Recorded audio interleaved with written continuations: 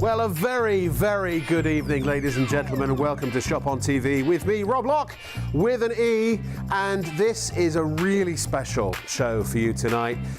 It's something that's been near and dear to my heart for at least 3 decades. That is collectibles and memorabilia, and tonight's speciality, if you will, is music. We are delving into the music business, hence the red carpet and the star curtain.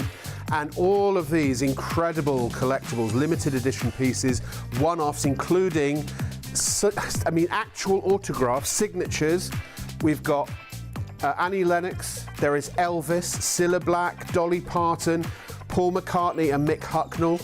We've got these incredible discs that are all limited to 100, but we don't have anywhere near like that many. They're all numbered as well, and it's going to be quite a show.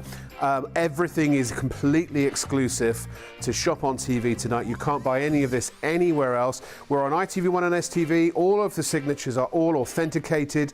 They have incredible provenance. They are genuine, 100% the real deal. And speaking of the real deal, the man who has really been synonymous with the finest collectibles and memorabilia on television for most of his adult life and probably some of his childhood too, is here tonight. Back, it's the return of the one and only Collectables Guru. Ladies and gentlemen, please welcome Gary Ashburn! Hey, well, a bow after that one, not a bow. Hello, sir. Hello. How are you? Great so to good see to see you. The band are back together. Yeah, good to see you. Have a seat. Good to see you. Yeah. We've been working together for how many years is it now? Well, I think I still had a bit of hair when we started. Yeah. And I was a lot thinner as well. I don't know, you look good, baby. I mean, you know, for those who've never met, did you call me Babe? Yeah, well, sorry. Hey, Babe. Sorry, it's a bit early for that. I don't know. It's 12:30 in the morning. I don't know. Well, can't get much later, can it? For those who've never met you before, a brief summary, if you will, of who are you? Yeah, well, basically, I've been in the collectibles world for many, many years. As you say, probably years to remember. Yeah. I started off, I used to run a whole group of collectible magazines, and then I sort of diffused or went more into the business. I've been a collector all my life, and quite honestly, we've done a lot of these shows. You'll see me occasionally on the collectible shows and things. Yeah. But I authenticate autographs, particularly, and documents. Yeah, for insurance companies. Yeah, and all that. And I used to be a director of Stanley Gibbons, which is probably the world's biggest name in stamps. Yeah. And within that group, we had Frasers, who at the time were one of the biggest memorabilia companies, offices in the Strand opposite the Savoy. So I bet you had some interesting lunches. I had some interesting lunches, because luckily I had a company card there. Oh! They were all, of course, genuine, in case the accountant's watching. But, Well, listen, Gary, we've been, as I say, we've been a sort of the dynamic duo for many years, and I'm so glad that we're reunited again on ITV. Yeah. And you're in for such a treat. We hope these are going to become regular shows. So any collectors out there, if you know any collectors out there of music memorabilia, wake them up right now, because they are in for quite a ride. We're live till 3 a.m. We have 23 top quality items for you tonight. And the best thing to do if you want to sort of shop ahead, have a look at our website, shopontv.co.uk.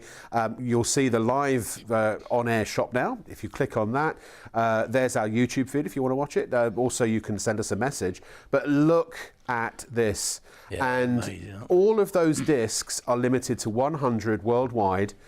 And again, we don't have anywhere near all of them. They're all individually numbered, and they come with a certificate and all kinds of other great stuff as well. Yeah, they all come with a certificate of authenticity. There, of course, you see the coup de grace, I suppose. Oh, Elvis Presley. Yeah, that is, you've got to think about it. If you're a serious Jailhouse Rock, right? Yeah, that's from Jailhouse Rock period. That's an original black and white postcard from that. That's probably 50 years old and hand-signed by the man himself. Now, I was going to say stay tuned for that, but if you are a real die-hard collector and you want to snap it up, there's only one, obviously, and when it's gone, it's gone. I will say this again, Gary is from, official AFTAL representative, is that the right word? Yeah, the AFTAL is like a specialist society for autograph dealers. There's several around the world, but I'll explain it in more detail. But basically, if you see something we say signed, we guarantee it's genuine signed, and you get all the provenance, all the paperwork, and everything that comes with it. So you can buy, safe in the knowledge it's real. And it is guaranteed. And again, ITV would not allow us to broadcast and put any of those signed items on if they weren't 100% legitimate. Right, we're going to start off with 3 or 4 of these incredible discs that are created and produced to exactly the same standards, really. That if an artist, when their album went gold or platinum, that they would be basically given or awarded with by the record company. So we're going to start with, I've heard of this band, Queen. Queen, yeah, I think I have somewhere. Yeah. I mean, yeah, these are amazing. They are a bit bigger than the normal ones that would have been presented to the artist at the time. Yeah. These are actually 50 by 60 or in centimetres, yeah. And in inches, that's 24 by 20, so big old piece. Yeah, yeah. And basically what you've got, yeah, that's right, value for money, yeah, just like us. Yeah, exactly. And you get here, this particular one is a gold disc, some are platinum, this is a gold disc, and as you can see there, it actually comes with the photograph. That's almost about a 10 by 8 photo almost.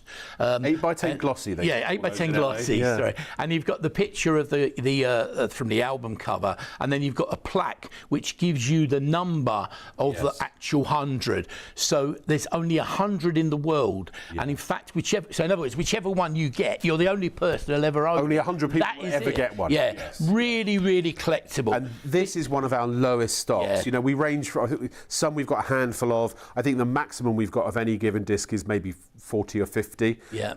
But this, nowhere near. We're talking really, you know, almost single figures. Yeah, I mean, if you know someone, you don't have to be a collector with these. These look fabulous, you know.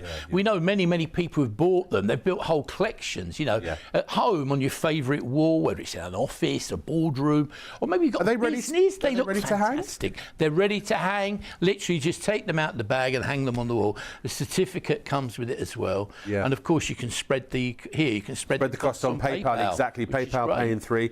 Just select PayPal as your payment method. $86.65 a month over 3 months. And also, I want to say that these prices tonight, when some of these are new items, some of them are items that we featured on other shows. We did a whole series of 26 shows, wasn't it? Yeah, we did. Yeah. And so this is what's left of them. But they were at the full price of $299.99. This is a welcome back to Gazza. Welcome back to the Collectables Guru. Do you know what we should get? I'm going to see if Sam can get we had mugs for our Collectables Guru with Gaz and Rob. Do you remember? Yeah. And if you have any questions that you want to ask, please, and just share your passion for music, there is the email address down the bottom, studio@shopontv.co.uk, or you can also message us through the website too. So these are a special launch price marking the return of Gary Ashburn to ITV and your debut actually on Shop on TV. Yeah, it is. Yeah, it's been great to get back with you guys. I mean, you know, I miss working with you guys. Yeah, you too. All Daniel and all the crew here. It's wonderful, you know. But Daniel's the studio owner, and current producer. Yeah. Hi. People. Yeah, all the crew. It's great to be back. But yeah, these discs, these are really something special. The interesting thing as well, if you look at something like this, the original album. I mean, these albums with the impetus of vinyl again. There's a massive interest in vinyl. Vinyl's going through the roof. My son's he's into the Weekend. He buys the vinyl, and they're like 50 quid for that's for a mass-produced, you know. When you put it in perspective, when you think there's only 100 of these are so desirable and so collectible. And as you know, I do quite a lot of charity auctions. Sometimes as the auctioneer or the host, and then you go to a lot of those too. Something like that. I've seen many times in those events where these sell for in excess of £500. I was, and I can actually tell you where, when, everything. If you're a Queen fan or you know someone who is, that is a great, great gift, and certainly something they'll cherish for a long, long time. So I don't wish to sound like I'm name dropping, but I belong to a club, if you will, and there are a number of very well-known people in this club. One of them is Rick Wakeman. Yeah, and so we have these big charity galas every March, and there was one of these discs that were for one of his albums, and it went for over £2,000. Yeah, I'm not at all surprised. And if you think about it, with the way the world is at the moment, I'm not going to do politics, but what's interesting is that when times are a bit tough, or like shares, pensions are wobbling, more and more people move into things they love. You know, whatever it is, but they build a collection. They go back into the past to reminisce. These hit all that criteria. And the other thing is, as time goes on, as you quite rightly said, when you think there's only 100 of these, there's a good chance you might find that these do go up quite a bit in value. For the record, can't guarantee we have to say we don't guarantee that. Don't buy them for that reason. We're not investment brokers or experts. So let's move on to the next item, and my favourite. And what a loss when he passed away, the incredible David Bowie, or Bowie, depending on how you decide to say it. Yeah, amazing, wasn't it? I mean, he was just a phenomenal, wasn't he, really? I was lucky enough to grow up for that period. I mean, it all started with Space Oddity, was his first big one, wasn't it? Yeah, it was about 1969. But he sort of touched the heart of people through his music, through his sort of energy, his fashion, his, dare I even say, sexuality. He was like a phenomenon, wasn't he, David Bowie? He was like so many rock stars, like the Rolling Stones and people like that. He was generation changing, wasn't he? Without doubt. And again, if you have a Bowie fan, I mean, one of the Bowie discs, there was a few that were brought out in this series. It's already sold out. And it sells for a much, much higher premium. Obviously, we can't guarantee that's going to happen, but based on past experience, items like this, as I say, are proving really, really popular. Can you imagine Bowie worldwide, how big he is? And there's only 100 of these, Well, and this is one of the benefits why we always deal with you, because you are one of the industry's leading experts and one of the few that's really left now. Yeah. So, and you are able to source these at incredible prices that if you go onto the auction sites and try and buy something like this, now I know these are limited editions and they're not signed by people per se, but when it comes to signed memorabilia that we're getting onto later, you have no idea who you're buying it from, whether it's legitimate. There isn't it something like 95% of things that are out there online are actually fake. Well, a lot of people throw a lot of statistics, but there are an awful lot. Yeah. And because of the huge trend in interest and passion for these items now, sadly that brings more and more of these people out. I've been at the programme, you do with the BBC and stuff, where you talk about fortune, fake or fortune, stuff like. I've done a piece for like that, and the interesting thing is, it is very, very difficult to know if you're buying blind. That's the one thing we do here. You can look up the criteria. We've been going for years, and everything we bring you is 100% genuine. Obviously that will apply, and we'll talk more about it when we get to the signed memorabilia. But again, you're watching us on ITV and STV. We are I like to think of us as the official shopping show on ITV. It's really busy on this one already. I'm not surprised. Now, the other thing I want to say is that the disc, it is apparently quite a difficult, and it's a very specialised process to get the gold or the platinum coating onto vinyl, because vinyl doesn't really, it's almost... No, that's right. They have to get it looking just right. I mean, if you looked at that, obviously this is a much bigger version. It's created just for us. And is it made by the same company that makes the actual... In some cases, yes. In some cases, no. Right. But the interesting thing is, when you look at them, if you were to take them to do them in the original size, you'd have to do away with the photograph. It's a replica of it. It's a replica of what you get. The interesting thing is, imagine if these were the original discs, the VIP ones, you'd probably be looking at £50,000-100,000 plus each of these discs. A lot of them are that massive money. So what we're going to try and do is we're going to kind of go through these discs as quickly as possible, because there are 17 of them. So we want you to be able to make your mind up. As Scylla would say, it's make your mind up time.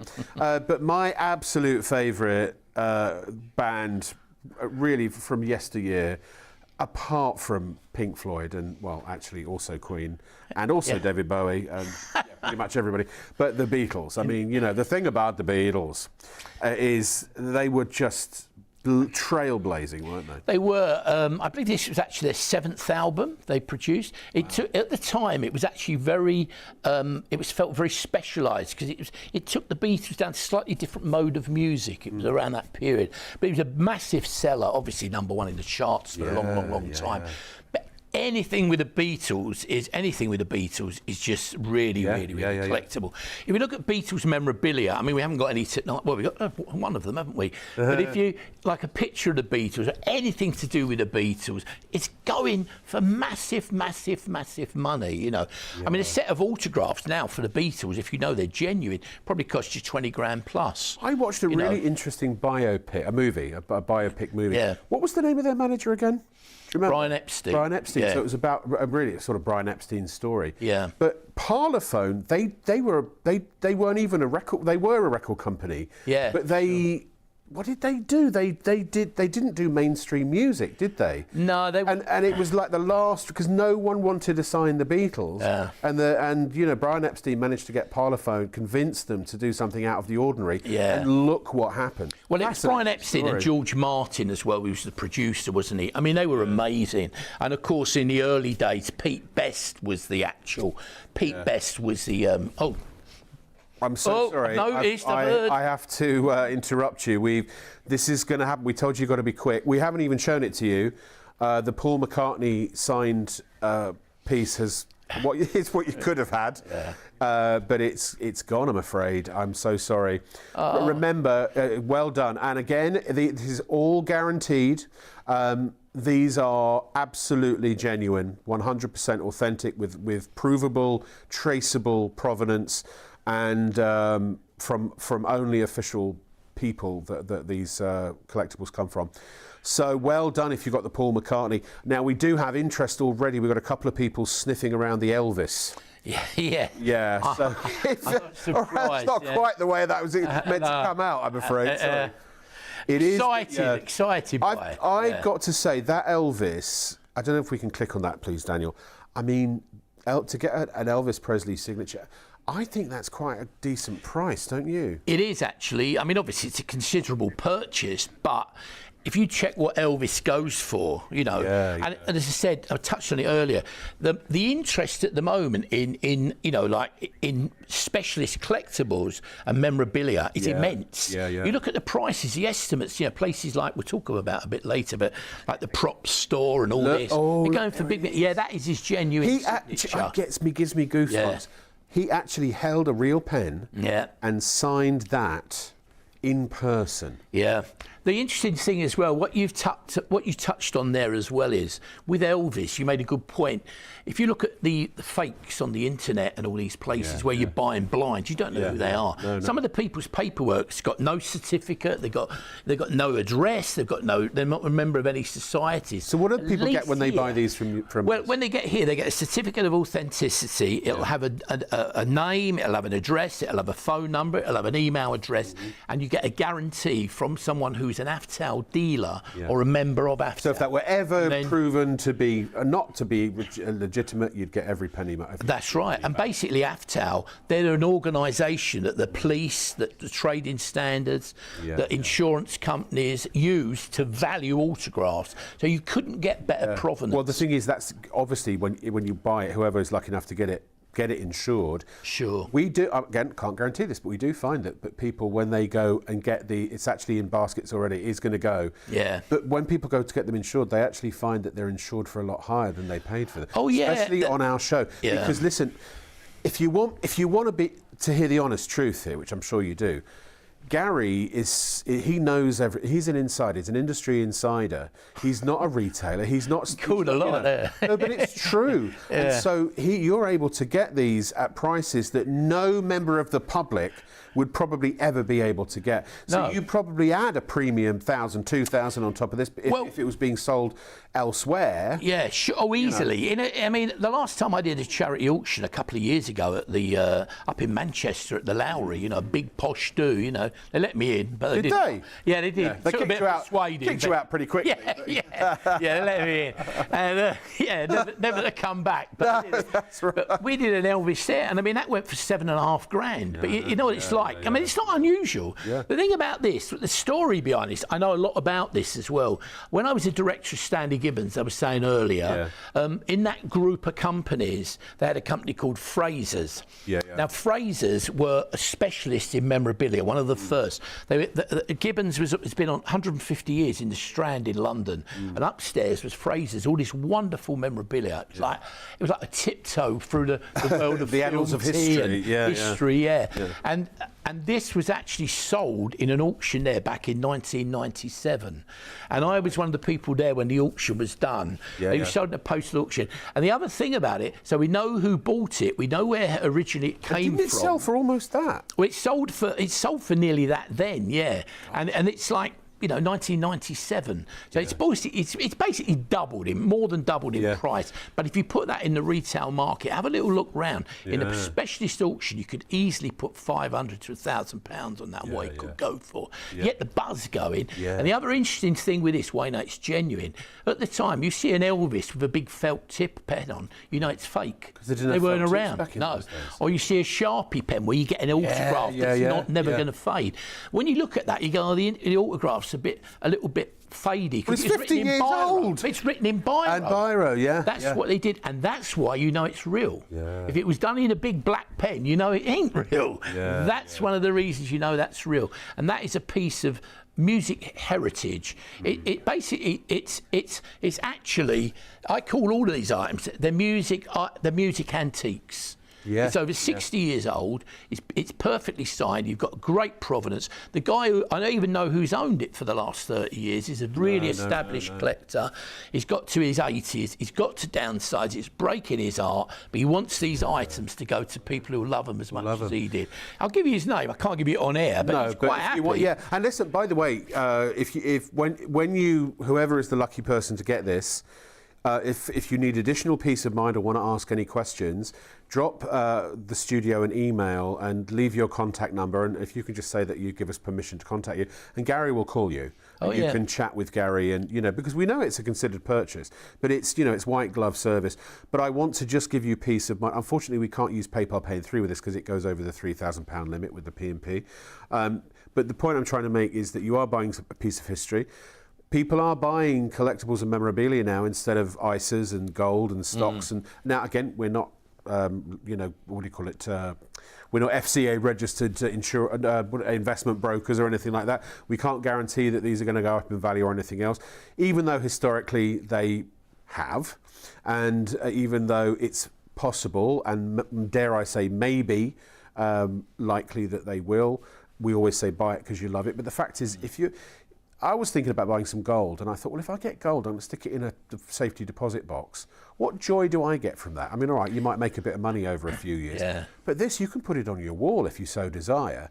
You can enjoy it. You can, every time you look, wherever it is you put it, and keep it out the sunlight and all that sort of stuff, it's like you're seeing your money show you something that brings you incredible joy. But again, now on ITV alone, we are governed by Ofcom. We are governed by the Advertising Standards Authority. Our overseer at ITV is on the board of both of those organisations. We broadcast on ITV's Ofcom licence. They would not allow us to show anything on the air that was fake. If any of these were found to be fake, we would be taken off the air. That would be the end of our show. We would be over. So I want you to have complete peace of mind. You are buying legitimately the actual signature of the actual Elvis Presley, signed in person by him, verified, witnessed, certificated and guaranteed, money back guarantee. So we've got about, how many people are trying to get him at the moment? We've got 5 or 6 people at the moment trying to get, there's only one in the world. So I would say, as soon as you're comfortable and confident now, or in the next few moments, go and check out, pay your money. It'll be shipped out to you Tuesday, and it was securely, obviously, and insured, I believe, and all that sort of thing. Everything comes tracked and insured by courier type service. So it's totally insured. And as you say, the other thing, everything we buy comes with a lifetime guarantee in back as well. So if you buy it, you get the certificate, but you also get lifetime guarantee with it. So you can't go wrong, really. At least you know it's real. Okay, right, we're going to move on. By the way, we've also got Cilla Black, we've also got Mick Hucknall, we've got Dolly Parton, and we've got Annie Lennox as well. Those, check out on the website because they're really good prices, and there's only one of each. So nab things quick, because on these shows they do go very, very fast. So we're going to go back to some of our music displays. This is already really popular in people's baskets. This is my favourite, and many say it's one of the greatest albums of all time. Do you know what? Can I tell you a little story? So when I must have been 17, and I boarded at school, at Merchant Taylor School. And I was lying by that time I had my own room, and I was lying on a Sunday afternoon in bed, just chilling out, headphones on, joss sticks in the corner, blazing away, curtains closed, red lamp on. and Keep it clean. and track 1. Not that kind of blazing. Oh, right, okay. Track 1, oh bliss. Track 2, Yeah. oh bliss. I'd never heard the album before. Track 3 is where all the alarms go off. Yeah. And I had it blaring in my ears. I swear to God, Cleared I the jumped school out. out, I did you? scared. Oh. I was literally. I had to peel myself off the ceiling. Yeah. It was quite. I know. But ever since then, I used it as my alarm. Oh. So I had a CD player with an alarm on it, and that's how I'd wake up. But it is a huge album, Oh, massive. God. I mean, Brilliant, what you'll genius notice album. with this as well is this is a platinum version. Sure. So what would happen with these, once the 100 sells out, or what's left of the 100, as Rob said, some of them we have, single figures of very low numbers. Yeah. But once they're gone, the gold version, then sometimes they produce a platinum version. That's what's happened. That's what's happened with the platinum album here. It was so popular, it sold out immediately. And I know already, I think that about half or more of these have gone. So once they're gone, that is it. And remember, very, very, very collectible. They really are collectible. And that album being so popular makes that, again, the passion for that. Yeah. Funny enough, the rock bands, any fans of rock bands love these. I know there's a lot of people who buy them. They bought every rock band one that we've had in the range. Yeah, well, you can line your wall. Yeah, actually, a lot of companies buy them and put them in their offices, don't they?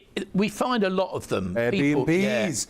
Yeah, Great wine idea. bars, restaurants, everything. They literally just take them out the bag and They're ready hang to them on hang. the wall. Away you go. The hooks are on the back. One of our viewers, I know you're watching Alan Tate, so I hope you've killed him well. He's just had an operation, but in his home, I won't say where he lives, but he's got them around a studio. It's like a museum. I can't wait to go and see them all. He's bought probably 50 or so. Well, now. I've had and they're unbelievable. They look fantastic. Loads of signed collectibles off you, and they, there was pride of place on the wall. Yeah. My Robert Downey Jr. Iron Man. That was David's birthday present. So that's right. I It enjoyed was as well. Very, very popular. So again, bear in mind these are all 24 by 20. Now I will say this as well: the quality of the framing and the matte boxes and everything else, it's all the highest professional quality. I'll never forget when I did a publicity thing with Weight Watchers back in the 90s. And I was in various newspapers and magazines and things like that. And I took clippings and I had them mounted in a frame with the beautiful, proper matte box with the diagonal cuts and all that sort of thing. It cost me £100 in the 90s. Just that Gary's not selling that in the show. It cost me £100. You've got to sign it, then we can then I'll sign it, exactly, sell it. Yeah. That'll fly out. And then I'll jump out the window. It'll be even more valuable. But it cost £100 just to frame 2 pieces. I mean, these are very, very good quality. The frames alone just puts it in perspective, the value. You're right. And the other thing, they're all bespoke framed. They're not. By the way, can we move on to ABBA? Yeah, sure. Okay. Yeah. The winner takes it all. Yeah, name of the game. Yeah, That's very the name good. of the game. Well, anyone would want to move on to ABBA, wouldn't they? I'm so old. I remember when they won the Eurovision with Waterloo. Yeah. It really would. They're saying that Elvis having a battle for that. It's about to I don't want go. you to miss out. I know it's a considered purchase, but they're going mad. We literally have people on the phone and the web for the Elvis. Well, that is a piece of music history. I mean, I haven't seen an Elvis that I knew was 100% real probably for 2 years. No, so that's how hard they are to get. ABBA, what a band. Really, really popular as well. Have you seen the show yet? Yeah, I have actually. Good? Yeah, it's great. The new one. Mamma Mia. No. Oh, I haven't seen the new one. Where they brought them back to life. Oh, right. Voyage, no, I haven't seen that. I'd like to see it. Yeah. The Voyage, yeah. Yeah. We'll go together. Yeah, great. My treat. I'll pay the popcorn. All right. I'm not sure if I'd want to put my hand in your box, mate. Oh, that's what you said the other night, was it? I bought you a lolly, didn't I? So, yeah, sorry. Well, you told me it was a lolly. Steady, everyone, steady. Steady. Anyway, ABBA, Yeah. But yeah, a great, really popular band. I mean, when they put their music on at a dude and everybody gets up, even when they get me up dancing, they try to get you sit down, girl, the floor's a bit wobbly. But ABBA are massive. And again, a big following. And actually, a signed picture of them, if you can get one, again, you'd be paying over £1,000 for it now. More, they're really, really popular. When they split up and they dropped out of a couple of them dropped right out of the limelight, didn't they?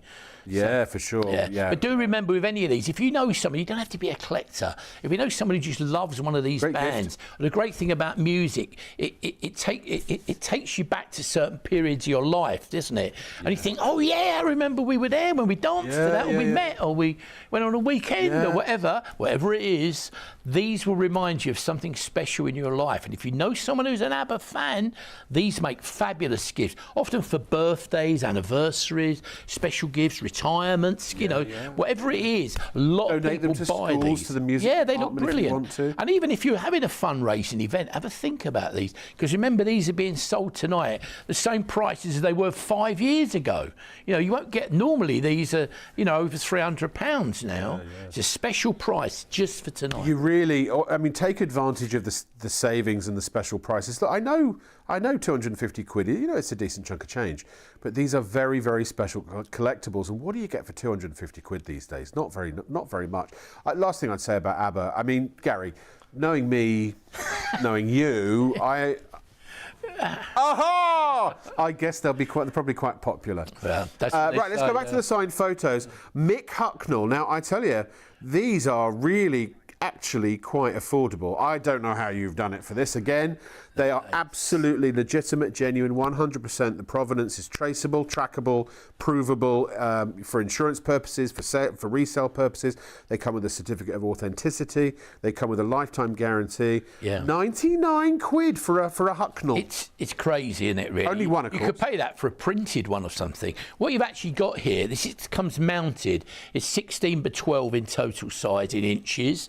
And you've got the photograph of him performing on stage there, you know. Yeah. And then underneath, you've got the actual ticket. That is an original concert ticket from a concert in Brighton, actually. The actual original concert ticket. Even. They're even collectible in their own rights. People who just collect. And that's not framed. Signed by Mick. That's not framed. But it's a standard size, is that right? 16 by 12. It was a standard frame size. You can walk in and buy that. And it's great. It's just, you just put it in a frame you love, but it is a great one. I mean, Mick Hucknall, again, popular. They had so many hits, didn't they? Oh, gosh, they were massive in the 90s and 2000s. I've met him at a couple of charity dues. He was always a nice, you know, he was always kind and bought something. I worked with him for a number of years. Well, I thought it was him, and then it turned out it was Grant Bradley.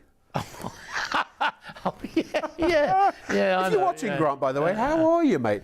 We're in Warrington now. We'll have to get him back. For those who don't know who Grant Bradley is, he's one of the great. One of our great guests. Right. That's technically gone. It's a giveaway. It's being fought over. Yeah. So fastest finger first person to check out gets it. We'll announce a sellout on that shortly, I think. And on PayPal, it's only $35.31 if you want to spread the cost over 3 months. Remember, that is an original hand-signed item with impeccable provenance. You can't go wrong. Great price for that, it really is. I was listening to one of our next artists' albums on the bus a couple of weeks ago. Really? I know. When I used to work in London, I'd get the night bus home, and in order to drown out the general hubbub of the riffraff that were riding the bus with me. Apologies if you're riffraff. No, I'm just kidding. No, there were some weirdos on the night bus, you know. I mean, it's like everyone on the bus is like, you know, what's going to happen now? You don't know whether it's going to turn into a comedy or a drama. But anyway, so I'd drown it out with my headphone and I would listen. Annie Lennox was just nice and soothing. Oh, yeah. And did you know Dave Stewart, he built the studios, our old London studios, he built that studio as a TV studio. Oh, really? Did he? Studio. Oh, wow. The old hospital club. Yeah, they were huge, weren't they? Oh, the Eurythmics were massive. Yeah. And then later on, she obviously went solo. And she was actually, at one point, she was voted the world's best white soul singer. Yeah. She was the best white soul singer ever. And again, this one is actually a 12 by 10, so it's a 10 by 8 photograph set into a 12 by 10 mount and ready to. Again, you can just buy a frame for that anywhere. But again, with Annie Lennox, genuine signature. Again, if you know someone like you, that'd be a good gift for you. I'd love a bit of Annie on the wall. Yeah. Single figures of that. So we had just literally a handful of them, but they're about to sell out out as well. Can I just say, we actually have already had a few requests come through. One of the things that is really special about these shows, and I hope these become a regular thing, is that because you've got one of the industry's stalwarts, literally a leading light in the collectibles industry, what Gary can't get his hands on is not even worth having. So if you have any requests for anything, and I do mean anything collectible, it could be movies, it could be TV, it could be music, sports. He's a dab hand with the sports memorabilia. We've done probably at least 100 shows together, hundreds of shows together. Then drop us an email, studio@shopontv.co.uk. There it is, just here, and basically we will forward that to Gary, and then in subsequent shows, and hopefully we'll do. I mean, look, you know me, my favourite. I love music, but my favourite is film and TV memorabilia, and we're going to start delving into collectible props, screen used costumes. I mean, or whatever. Well, yeah, it's a perfect media for it because I know everything's all the web and everything, but a lot of people, you love to see this stuff. They talk about it, feel it. Yeah. Actually, I think it's much more interesting, Yes. But we'll bring you. You do please tell us something you particularly like. If you've seen our shows over the years, here on different places, do let us know what you want, and we'll do our utmost to bring it for you, because that's really what it's all about. If you want to know about something as well, leave a message. I'll come back to you. Yeah. Now, I'd like to introduce you to a couple of very special assets. You're looking at me here, right? Exactly. Me and you, there. Actually, you and let's I. go to Dolly Parton instead. Yeah. Here she is, and lots of people are after her already. How many of these we got? Just a few, isn't it? Yeah. Just a handful, a small handful. And sorry, don't laugh at that. Yeah. Yes, I never thought I'd say Dolly Parton was a small handful. She should be $199. She's sold at $199 before. We've knocked 50 quid off as a special welcome back to Gary back on national television. Again, anyone who knows, I mean, she's probably one of the world's, if not the biggest, country singer everywhere, isn't she? I mean, synonymous, all right, 9 to 5, now the movie, the show. Great actress as well. Yeah, and an actress. She's phenomenal, but really popular.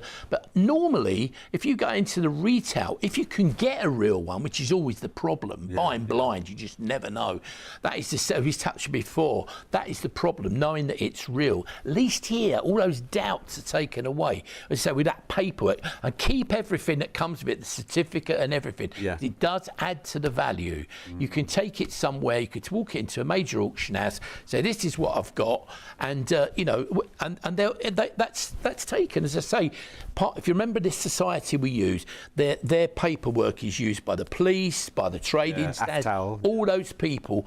Guarantee, if you're a part of that, you're guaranteeing that is a real item. You keep the paperwork. But she's huge, and normally sells for double that, regularly. Yeah. Great image of her as well. More people have got this in their baskets than we actually have available. So please check out as soon as you can, as soon as you know what you want. I don't want to push you, because I realise you want to see everything and make your mind up. But if there's something you particularly have a passion for, it's these shows. What tends to happen is you go, yeah, maybe I will get the Dolly, and then just when you go to get it, that's it. Somebody else has beaten you to it. Yeah. I think the Elvis may have gone. We'll check, but we've still got someone on the phone and about 5 people on the web trying to get it. Yeah. So I will say this, if someone's on the phone, usually those orders go through. So if it's still available to buy on the web and you really want it, you've got to do it now. Otherwise, forget it. Sure. Right. So talking of Elvis, we've got one of these amazing discs of him from Sun Records. Yeah, this was a very significant period for Elvis fans of his life. This was in the 54-55 period, when he was with Sun Records. But Sun Records are really collectible, massive collectors as records. But this particular one, the gold version of this, sold out in about four outings. It went. I remember it. Flew. So now this is the platinum version. We are down very low numbers on this because this is a very significant period of his life. It's a great image of Elvis. If you just joined us, remember these are 50 by 60 centimetres, which equates to framed. They come with the frame. What you see is what you get. And they're bespoke frames. They're actually not like just buying one in a shop. These are actually individually made professionally. Hand cut matte and cut and everything. And you got a great image of him there. But as we said before, each one is a limited edition of only 100, and it will come with a number on. So the one that you get, the only person in the world who will ever own it is you, or whoever you buy it for. Once it's gone, that is it. Never ever. They don't repeat them again. That is that. In this format, that is it. They are really, really super, and they're unique to this channel. And at this price, this is the price it was 5 years ago. They're a snip. It really is. Everything's gone up, and I mean, you've held the prices for us down to what they were 5 years ago. Yeah, By the way, what's the global population now? 7 billion? 8 billion. So you'll be one in 800 million to own. No, sorry, 1 in 80. 1 in 80 million to own.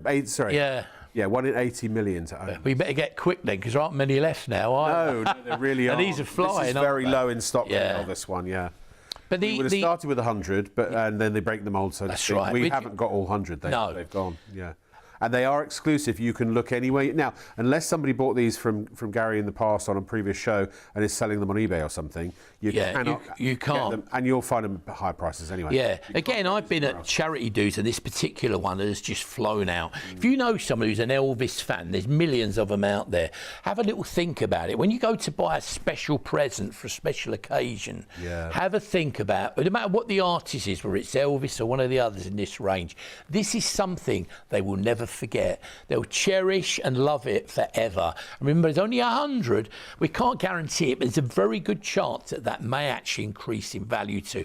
Don't buy them for that. Buy them because you love them or you know someone who is. But they're brilliant. The great thing about these is we can always guarantee the authenticity of everything that we show on these shows. So, it's not a question of you got to have faith. Oh! We're especially as you get older. Right, yeah, exactly. We're moving on to George Michael. I've got a story about George Michael. I've told you this before, but I'll tell it later. Yeah. Well, so my godfather's uncle was a property developer, and he had this brickie, young lad brickie working for him, and who said to him, "Can you lend me a bit of money? I'm an aspiring musician. And I'm trying to get, an album together." And he was like, "Yeah, on your bike," and all this kind of thing. It was George Michael. Really? Yeah. Really? Oh, wow. He turned down George Michael. Wow. I bet he lived that down a bit. Yeah. I don't think many women could have turned him down, do you, actually? Because he's a good-looking lad as well, isn't he? Well, yeah. But anyway, George Michael, I'm not going to touch that. No. No, you wouldn't, yeah. So as we look at this, you've got this brilliant platinum disc. This, I think, with a platinum for this album and the image on the actual disc, it's a fabulous. It looks brilliant in the platinum. If you love George Michael, again, he's huge. I mean, what happens when we lose these musicians? Who die they all die so young, don't they? No. But he was a great talent. He also gave loads and loads of money. Quietly to charity. He did. He was a guy, I've never met him, but apparently had a kind soul, a big heart. Wasn't he known for showing really up places and doing little private gigs like hospitals and things like that? Yeah, I think he did all sorts of things. He just turned up. He was a very decent man. By the way, Dylan's email, or messaged, I should say. "Hello, Rob. I'm loving the show tonight. Can you do Ed Sheeran one day, please?"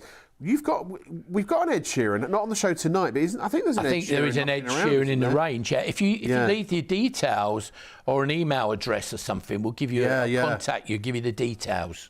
Now, for GDPR purposes, we have to abide by all these things. Would you please in the email say that you give Gary permission to contact you? Okay. Yeah, or you give us permission to give the email address to Gary or phone number to Gary. Because actually he'll call you, this man. Whichever you prefer. I'll give you my email address. But there is an Ed Sheeran in the range, so we'll have that on the future. Nicola says, "It's my birthday today. I'm 76. Congratulations, Nicola. Watch you every night. Love what you do. Could I please have a happy birthday?" The producer said, "If you buy something, yes." No. "Happy birthday to you, happy birthday to you, happy birthday, dear Nicola, happy birthday to you." And Daniel, our producer, sends his birthday wishes too. Rodney says, could you get a Ronaldo signed autograph? You've got a Ronaldo as well, haven't you? we have got some. So again, if you want to leave it, details, if you leave permission to do it, if you leave the permission for us to do it, then obviously I'll contact you with details of these ones you want. Well, we can any requests you have, send them to studio@shopontv.co.uk. There it is. But make sure you say that you give us permission to hand that information to Gary. If you want to send your email address and your phone number, Gary will contact you, because basically anything you're looking for, the chances are incredibly good that Gary will be able to find them for you. He doesn't charge a fee either, so he'll find the product for you at a fair price, and you'll just have an opportunity to buy it. So we don't do that for everybody, but... Anyway, Jackie says, lovely to see the Collectables Guru back on TV. You've been missed. Will you be bringing back the Beanie Babies? Oh, yeah, maybe. Yeah, we do beanie kisses with Gazza, eh? Yeah. Now, that put you off, wouldn't it? Now, here's a challenge for you. Jay would like to know, do you have a signed Dolly Parton brassiere? Not at the moment, but we can work on it. It'd probably cost about £85 to ship it. Yeah. Can you imagine it? Yeah. Actually, I've got a couple. Can I quickly say hello? Of course you can. And I'd say hello to Ant and Angie down in Orpington in Kent. I know they're watching. Say hiya. And also, do we need to talk about another one? But yeah, Ant and Angie, and also Jimmy White, by the way. It was his birthday. Oh, the other day. Jimmy, hello, Jimmy. But we've got to get Jimmy on the show. We've been trying to do that forever. Oh, I wish I had a klaxon. Yeah. That's my klaxon. Dolly has gone, I'm afraid. You see, you got to be quick. There's another one. Hang on. What is it? What's this one going to be? No! Oh, no! A chance to talk about Scylla. Scylla. I went to school with two of Scylla's sons. Oh, Chuck, I didn't think that would have gone that quick, did you? Scylla's gone. Let's go to our Graham. Yeah. Surprise, surprise. The unexpected hits you between the eyes. Yeah. Let's go to Al Graham. The decision is yours. That's right. People bought it. Yeah, you've got to be quick with these, you know. We really have. We don't have many. But keep those messages coming, because, you know, if you do want something in particular, we do our utmost to actually bring it to you. So I promise you, if there is a demand, because, look, I don't say this to brag, but it's just fact. Aside from being a presenter, I am also the head of television for Shop on TV, and you know, if there's any excuse to do these shows on a regular night, every say other week, or at least once a month, we will do it. And if you want to petition our CEO, Jamie Martin, his email address and phone number are. Just kidding. Yeah. Listen, vote with your credit card. If you're buying something, if there's demand, we will of course do more of these shows. This set as well, isn't this set amazing? I can't. Well, that's our Daniel. We don't mention the company. Brilliant. No, you know, it's amazing. Yeah. The set have done a really good. The whole crew have done a fabulous job. Sam, who helps set everything up, who's our floor manager. Kieran, who's our director. Yeah. He's an award-winning director. Well, he will be after tonight. I've got a little award. Yeah. Well, he's a self-awarded director. He said it's the closest he's been to the red carpet for a long time. It's the closest I've been to the red carpet for a long time. Now, David Bowie is already proving. Well, actually, we've got two Bowies. We looked at a different one. This is Ziggy Stardust, isn't it? It's Aladdin Sane. Oh, Aladdin, sorry. Aladdin Sane. Yeah, that period, isn't it? But anything again with Bowie is huge. If you want an original autograph of Bowie now, you'd be talking about probably £1,500 up. Oh, yeah. Just for his autograph. Yeah. So obviously this is a very affordable way of getting your hands on something that's very special, very unique, very collectible, and any fan of Bowie, what a wonderful gift. And with these items, maybe if the price is a little bit higher than at the moment, we know times are tough, have a little chat, maybe one or two of you, put your money together, pull your resources, spread them and get them something, because these are the sort of items that you people never forget where you bought them. No. It's not like buying, you think, I can only afford 20 quid, £50, 10, whatever it is. Put them together, but buy them something they're really going to love. Look, we've said this for years, haven't we? Yeah. Ladies and gentlemen, Shop on TV is superb. If you want to buy a vacuum, if you want to buy a set of pans, if you want to buy some cream for your face and a spray for your armpits, I'll have both of them. We have we run the gamut of everything except electronics really at the moment. We're working on that, but they are all functional items, and they're great, and they'll please you, and they'll help you, and they'll improve the quality of your life, and they'll save you a lot of money as well if we've done our job right, which we do. But nothing at all is going to give you the thrill and the joy that buying a collectible item from us will. When you get these discs home, they look good on telly, but there's only so far a studio camera. We've got state-of-the-art cameras, and they're actually, verging on cine cameras. So you're seeing them in a good light, but when you see them in person, you hold them in your hand, you will be flabbergasted, by the size of them, the quality. They are made to the highest quality specifications. And they are, again, a limited edition of 100. All the discs, only 100 will ever be made. We don't have all of them. If we ever did have all of them, a lot of them have sold out on previous shows elsewhere. And they're all individually numbered as well. They all feature a disc, the actual album itself. You get an 8x10 glossy photo, and you get the album, or the CD cover, essentially, is what it is, that little smaller box. Excuse me. And they're just brilliant.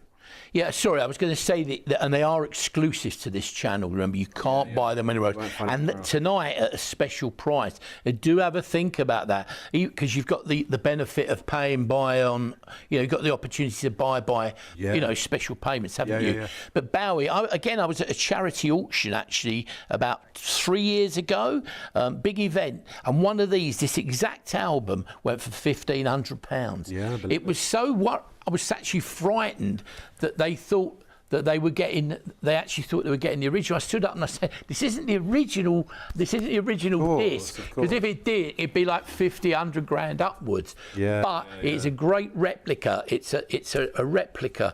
But I want you to understand, it's not the original. And it just went up and up and up. Massive interest. But if you're a Bowie lover, that is a great disc. He's really proving both of the Bowie discs are proving very popular. It broke my heart when the Black Star, his final album, and the title track from the album. I mean, because he knew he was not going to be around for much longer, and he wasn't around for much longer after he filmed it. And he was such a special character and special man. He used a lot of his lyrics in his sort of experimental days. He used to write thoughts on little strips of paper and put them into a bag and just pull them out randomly, and he would compile songs. It's amazing, isn't it? Yeah. He was born in Brixton, where I brought up as a kid. David White, his original name was. Amazing. But it was funny because the Space Oddity was the thing that really set him off, wasn't it? That's when he really started to make it. Yeah. But then his music, if you think about it, a lot of his music was very, very different. He changed and evolved. Well, it was like Pink Floyd. They weren't sort of standard rock or pop songs. They were. No. They were in a league of their own and a genre of their own, weren't they? Yeah. Well, he did really just keep reinventing himself, didn't he? Moving on all the time. But he was massive. Huge audience. Yeah. And people loved him, absolutely loved him. And he really has been an amazing talent. But if you know a Bowie fan, believe me, they would love these. They are fantastic gifts. But very, very few left. And at a price that's 5 years ago. And if you do know somebody who's a collector and it's not appropriate to wake them up now, make sure you give them a call tomorrow and tell them they can always go to shopontv.co.uk. If you go to the show page now, copy the link and send it to them on text or WhatsApp or something. Yeah. And I can't guarantee that the things they want will still be available, but hopefully with a bit of luck they will. But obviously, if you are trying to collect, it's really important that you check out straight away. The Elvis, now what's the situation with the Elvis? We're just checking. There's a lot of interest. We think the phone caller is still... We think that the potential phone bidder is still talking to the customer service team. I must say hello, by the way, as well. Another hello. Why don't you do that right now? You say Dave hello. Simkis in Church Stretton. I know you're watching, Dave. Great to have your company. And he really is. All these ones. We've also got. I know Ben Jardine. Do you know Ben Jardine? He was on Celebrity Big Brother. All sorts of shows. I know Ben's watching, doing a bit of boxing now. So good luck with a new career, Ben. Wow. So I know he's watching. But do keep the messages coming in. If you're looking for something, we will move on with them as well. So we're at almost 1:30. So you could say that we're halfway there. Oh, living on a prayer. I was going to say the same to you. Here it is, Bon Jovi. Oh man, this was one of the albums of my teenage years. It really was. Well, yeah, they were. You're not slippery when you're wet, Gary. I'll tell you in the morning. Yeah, I mean, Bon Jovi, again, have a huge following. They're really popular. Again, as you can see, the gold version is sold out really quickly. Yeah. And this one's been flying off the shelves. Once it's gone, again, do remember, there's only 100 in the entire world. Yeah. So once it's gone, you could be one of only 100 people. Imagine how big they are, you know. Yeah. One gig, they're getting probably, you know, how many... 10 times more than, well, 10 times, probably 100 times more sometimes, do the grounds. They are huge, tens of thousands, aren't they? Oh, shut up, I got my numbers wrong, I've run out of fingers. But I mean, they are a huge band, really, really popular, Bon Jovi. They're doing a couple of gigs this year, aren't they? Well, that was, the platinum was in the recognition of over 1 million records sold. I know. I mean, those were the days of music. They really, I mean, they had to sell a buttload of records to get a gold or a platinum. Apparently it's a lot easier these days. Yeah, but they were massive. But again, if you love Bon Jovi, really big. I think he did a lot of it. John called him John Bon. Bon. That's a Bon Jovi. French chocolate, that, isn't it? French chocolat. Anyway, I was going to say, he also recorded, I know he was quite honoured, he recorded some stuff for Abbey Road. Didn't he? Not in his latter life. And he was saying about how honoured he was to work at Abbey Road. He'd always wanted to work at Abbey Road, you know. But yeah, I mean, Bon Jovi, again, if you know a fan, what a great I gift. was, back in my teenage years, and my father, who was a television camera operator, but he did the wedding video for a society wedding, big, you know, sort of celebrity do. Yeah. And I think it was for John Bon Jovi's, I'm pretty sure it was for his manager. So John Bon Jovi was there in his long hair days, and I was there carrying the cables and humping equipment for my dad, and so I got to meet him. It was wow. absolutely amazing. Yeah, well, they're a great band, aren't they? Yeah. And I mean, that's a great thing, as we said earlier about music. When you look at a lot of these, you'll be that we've all got our memories. We've all got our memories about music, haven't we? We've always got everything. You know, you look at this particular record, and you remember, that was when so and so happened. When so and so, they take you back in history, don't they? Yeah, Nostalgia, reminisce, all comes flooding back with a gift like this. Yeah. But again, if you know someone who loves a bit of Bon Jovi, great item to buy them. I just learned to drive, I think, when this album came out, and so it was one of the, you know, and it was on tape. Yeah. In those days, remember those tapes? And I used to drive around in my Datsun estate, I think it was. It was an old banger that my dad had, but I tell you, at least it wasn't an 8-track from your days. Yeah. I'll tell you what was interesting as well now, if you have still got old cassettes and CDs, people go, they're not so interested. CDs now and cassettes, even the old cassettes, are quite collectible. Are they really? It's like most things, if you hang on to it, if you rude long enough, it comes back in fashion. And now cassettes, I used to throw them away. I used to get like £5 for £1 in a charity shop. You know, when the original Star Wars films came out, and I would always buy, because I was such a fan, would always buy all the VHSs, so every different version, right from the original. And when I lived in Florida, I don't know if you used to mention I used to live in America, but they were in my garage in Florida, and I thought after a year or so, there's no way these are going to still play. They'll have melted. So I threw them all away. And then my sister had some VHSs that had been in the same garage for the same amount of time. Yeah. And she popped them into a machine, you know, literally a couple of years ago, and they played fine. And I can prove that Han Solo shot first. But not anymore, unfortunately. Could have. No. Anyway, we're going to go back to Queen. It's a kind of magic. Oh, well, yeah. Go on. This is great. We saw the platinum one earlier, didn't we? Yes. I believe. This one now is gold. So again, you've got a gold disc. Wonderful image of Freddie Mercury there on stage with, of course, Brian May. But they are so popular. I mean, anything to do with Queen. Again, an autographed set of just paper autographs, Queen now, £6,000-7,000 upwards. Yeah, easy. You know, they're a massive big selling band now. Yeah. Have you seen Bohemian Rhapsody, the film? Yeah. Just amazing story. I don't think it was the best biopic ever made. I prefer the Elton John one with Taron Egerton, actually, personally. Yeah. But because I did a film with him, as you know. Although I never actually worked with him, but I did see him while he was at the snack bar. Oh, right. Looking at the calories on the back of a crisp packet to see if he could eat them. Oh, really? And I thought, a bit like me and you then. Even movie stars watch their weight. But I mean, Freddie lived large and went out with a bang, didn't he? Well, I always remember, when they played the first time, I was quite young, but I remember when they played the first Live Aid, and they just he had all those great performances, but they came home and they didn't they? Brought them back to life. Yeah, and Freddie they just had gone off piste. They just took hold of the whole event. And they were amazing, absolutely amazing. But Queen have a huge following, absolutely. I watched that recently, actually, the actual real performance, because I watch the film. I watch it, at least once a year, and they weren't actually supposed to be on the slate because they'd really kind of gone dark with Freddie going off towards Germany, I think, wasn't it? And they weren't really sort of, well, they were persona non grata to a degree, but their manager managed to get them in. Yeah, and that completely changed their fortunes. They were amazing that day. I mean, they were absolutely. They stole the show, didn't they? Yeah, they were brilliant. And I mean, again, you try.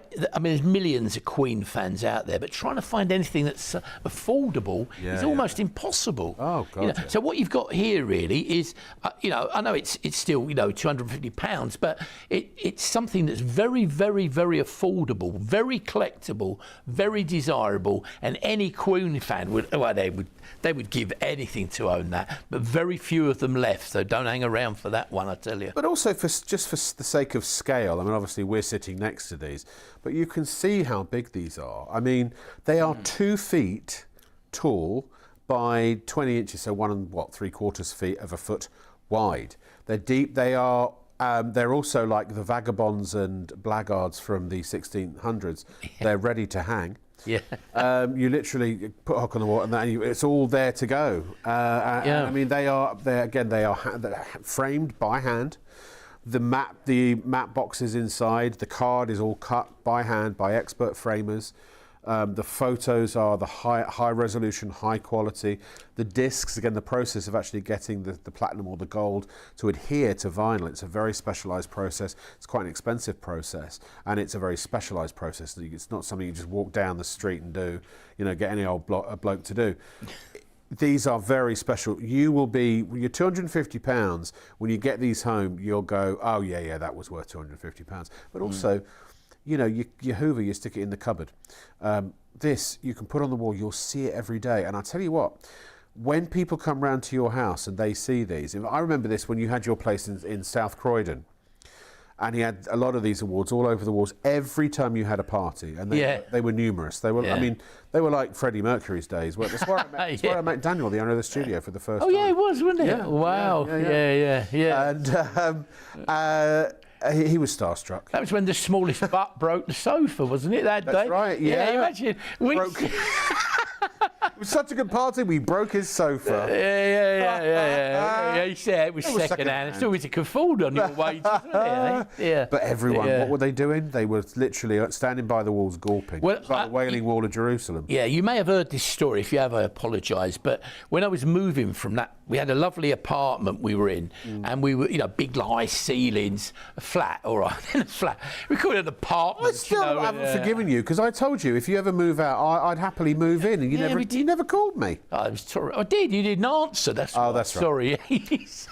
You said I'm off, or you might have said off to me. It's not Gary Ashburn, I'm screening. Nothing new there then, eh? Exactly. Anyway, only kidding. Oh, fisticuffs at dawn. Yeah, go on. Anyway, what I was going to say is, I had a whole collection of them around the wall. One of the things we say is these should have a health warning. Yeah. Once you buy one, you definitely want more. There's so many people who've bought multiples of them. They buy them and they build a whole collection. I say particularly if you've got a bar or a restaurant, a hotel, a media business, somewhere you've got people walking around, or even your home, they look fantastic. If you've got a home where you've got the staircase, maybe it goes a big wide suitcase staircase, and they actually go up the stairs. They look up the stairs. They look brilliant. You know, they really do turn heads. So you're certainly going to want more than one once you've got them. That's for sure. But do please don't hang around, because we have very small stocks of some of these now. Once they're gone, remember, that is it. You'll be one of only 100 in the world to get one of them.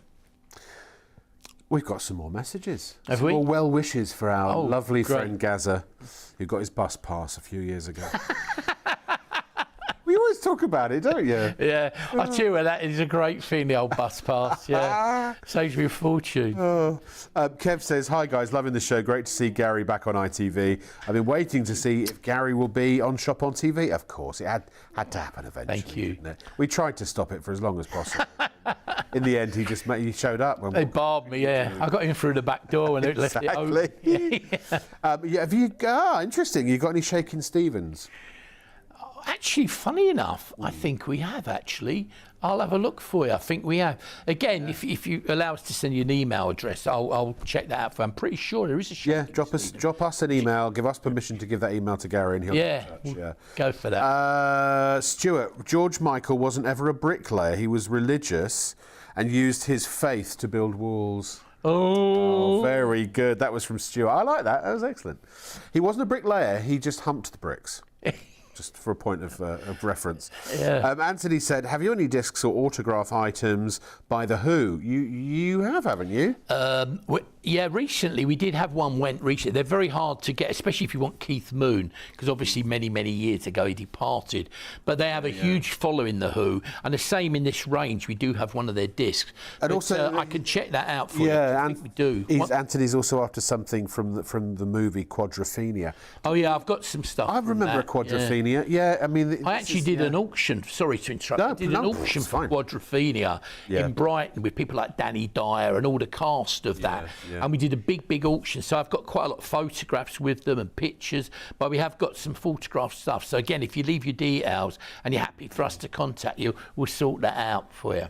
Dave says, "Do you have any U2 memorabilia, gold or platinum albums of Unforgettable Fire, Joshua Tree was such a good album, or Achtung Baby"? Well, in fact, two of those albums are in this range. We don't have them here tonight, but we do have Joshua Tree, and I think there's. Will you honour the price if somebody? Yeah. Again, if you, of course, we'll honour the price. If you do it tonight, leave your details again, and we'll contact you with that, because we definitely can. Those two are in the range. It'll be Tuesday. You won't spoil people's bank holiday week. No, I won't bother there by the weekend. Won't suddenly show up on their doorstep. But definitely do it unless you request it specially.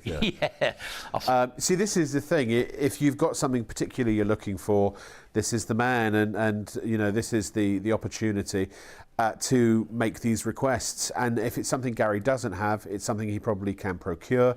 And also, if they're really popular items, like all these things that people are suggesting are great, we'll just make sure that on the next show those are among the items that are available. So we'll go hunting. If we haven't got them, we'll go hunting for you. For sure. We're sticking with the music displays. We're still waiting to hear.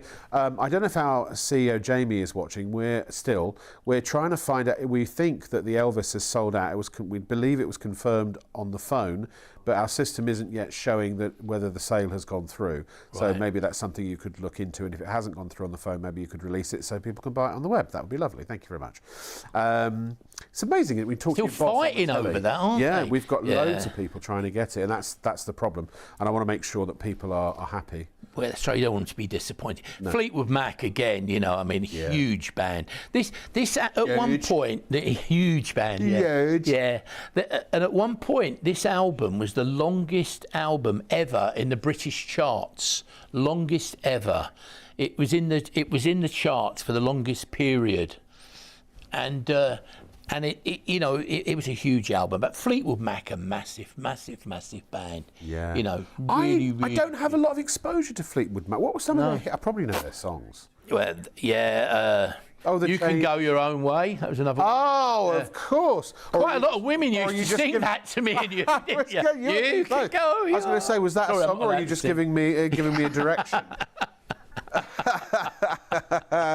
Yeah, terrible. You can go, yeah. So I just didn't know it was Fleetwood Mac. No, yeah, they had a load of hits. They were really big. Then they had others like Need Your Love So Bad, ones they're really, really early ones. And things like Albatross, which was an instrumental. Oh, right. Yeah, no, I've heard of that. Yeah, they were massive. Apparently they're brilliant live. I've always wanted to see them live, but never have. But they're really, really good, apparently. Yeah, I've heard. Our director said that. Director, Kieran G. Stanley Ground. Love to see him live. Yeah. I really would. I should get to a few live gigs. Getting a bit old. They put me up the back. Go in the wheelchair, they don't question it now. Sorry, I wouldn't do that. I don't mean to be rude, but you get a stick or something, you're all right coming. Absolutely. Well, just wait a few more years and then it'll be legit. But I just want to remind you that these are £50 less than they were.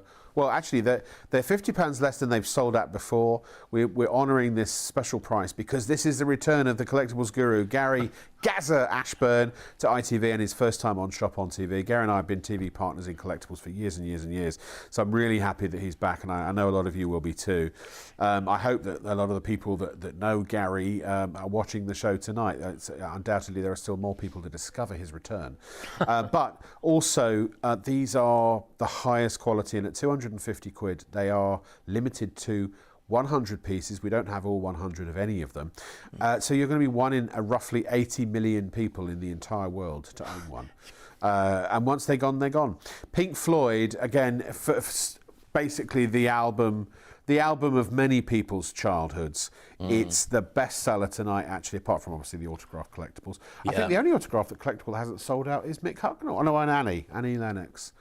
Half the stock of Pink Floyd has gone. Wow. Goodness me. Well, Pink Floyd always popular. Again, massive band, aren't they? And this is probably one of the most famous albums ever, as you said. You know, not just for Pink Floyd, but for music. Yeah, for music generally. Yeah. I mean, they were one of the top rock bands ever, aren't they? Oh, they were a fantastic band. But this album, again, you've got your memories of it, and that's why I say often with music, it takes you back to dreams. Yeah. It takes you back to nostalgia, reminisce. Do you know where it takes me back to? It takes me back to school. I loved boarding at school, and that was up. Excuse me, that was up this way, wasn't it, Merchant Taylors? No, Merchant Taylors was northward. Oh right, yeah, okay. Yeah, Middlesex, or Hertfordshire, I think. Okay. Right. But it's interesting because the other album I used to listen to was by Syd Barrett, who was one of the founding members of Pink Floyd. Yeah. But let's just say he slightly over self-medicated and went a little bit. And so he wasn't functional. They couldn't have him as a functional member of the band, but the band still took care of him until his dying day. Yeah. And I remember one of his songs. He goes, "This song's called it hasn't got a title." No, it hasn't got a title. And then he started. I mean, but you could hear the essence of Floyd in his way that he. It sounds like us at the Christmas party. That I know. Tell me about it. Yeah. They were transformative, and you know the Wall, of course, was just Yeah, they were. But that some of the Floyd fans thought that was a bit too commercial, didn't they? They weren't. They were like, oh, they've gone commercial. But I mean, this album, if you're a rock fan of anything, this is massive. Again, the gold version of this sold out in a couple of weeks. Yeah. And this one now is really low stock. And remember, if you buy it tonight, you're getting it at the same price it was 5 years ago. It's an incredible buy. And you've got the benefit. It's like we've gone back in time. Yeah, and you'll be able to buy it on special payments as well. It's a great thing. Got to say, on terms, special terms. Yeah. PayPal, P and 3. You got a website to. Got to say hello, by the way, to Jane. I got a really weird message. Jane, Jane, the barmaid in the snooker club in Neverton. Oh. She said, "Come in and pot a few." So I'll be there soon, Jane. I'll bring me cue. That'll be another time you won't call me. We'll be there together. I hope you put chalk on the end of your cue. Yeah, of course. Yeah, still got it on my hands. Look. Do you need a triangle? Yeah, so where my other half would like to shove the triangle at times, but we won't go there, will we? It's been so long since we've been out for a drink. Let's go now. One of the most incredible musicians in the world, and again somebody who passed away far too young, who used to be able to. He was such an incredible guitar player. He was able to make his guitar sing. Oh yeah. Do you remember that? Jimi Hendrix, of course. He was phenomenal. He was charismatic. He was left-handed guitar. Yeah, didn't he? Didn't he play? There it is. Yeah. Unless the picture's been reversed. Yep. You lot are very clever like that, aren't you? But again, he was an amazing, You're saying I like to go the other way. He was an amazing talent. I mean, all those songs like Pure Hey Jude, you know, all along the Watchtower, Hey Jude you know. was the Beatles. No, Hey Joe, I mean. Hey Jude. Sorry, yeah. So I told you too many of them toffees. Sorry. But he was a great talent. And I remember things like Isle of Wight and Monterey, you know, festivals. He was just brilliant.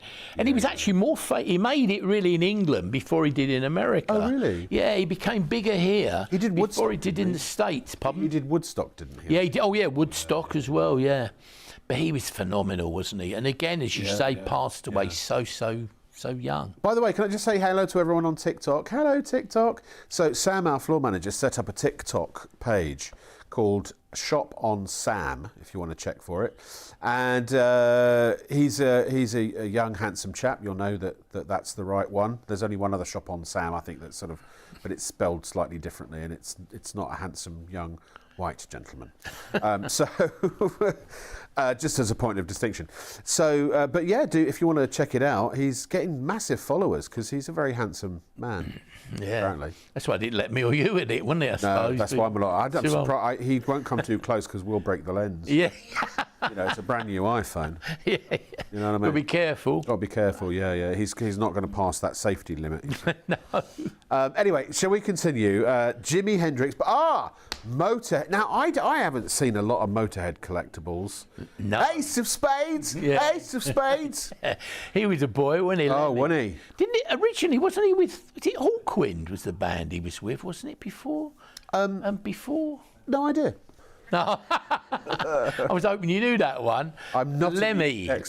He was like a legend, a rock legend, and they were. Well, yeah, he's a legend. Yeah. And they were a British rock band, obviously, weren't they? Where a lot of them were, you know.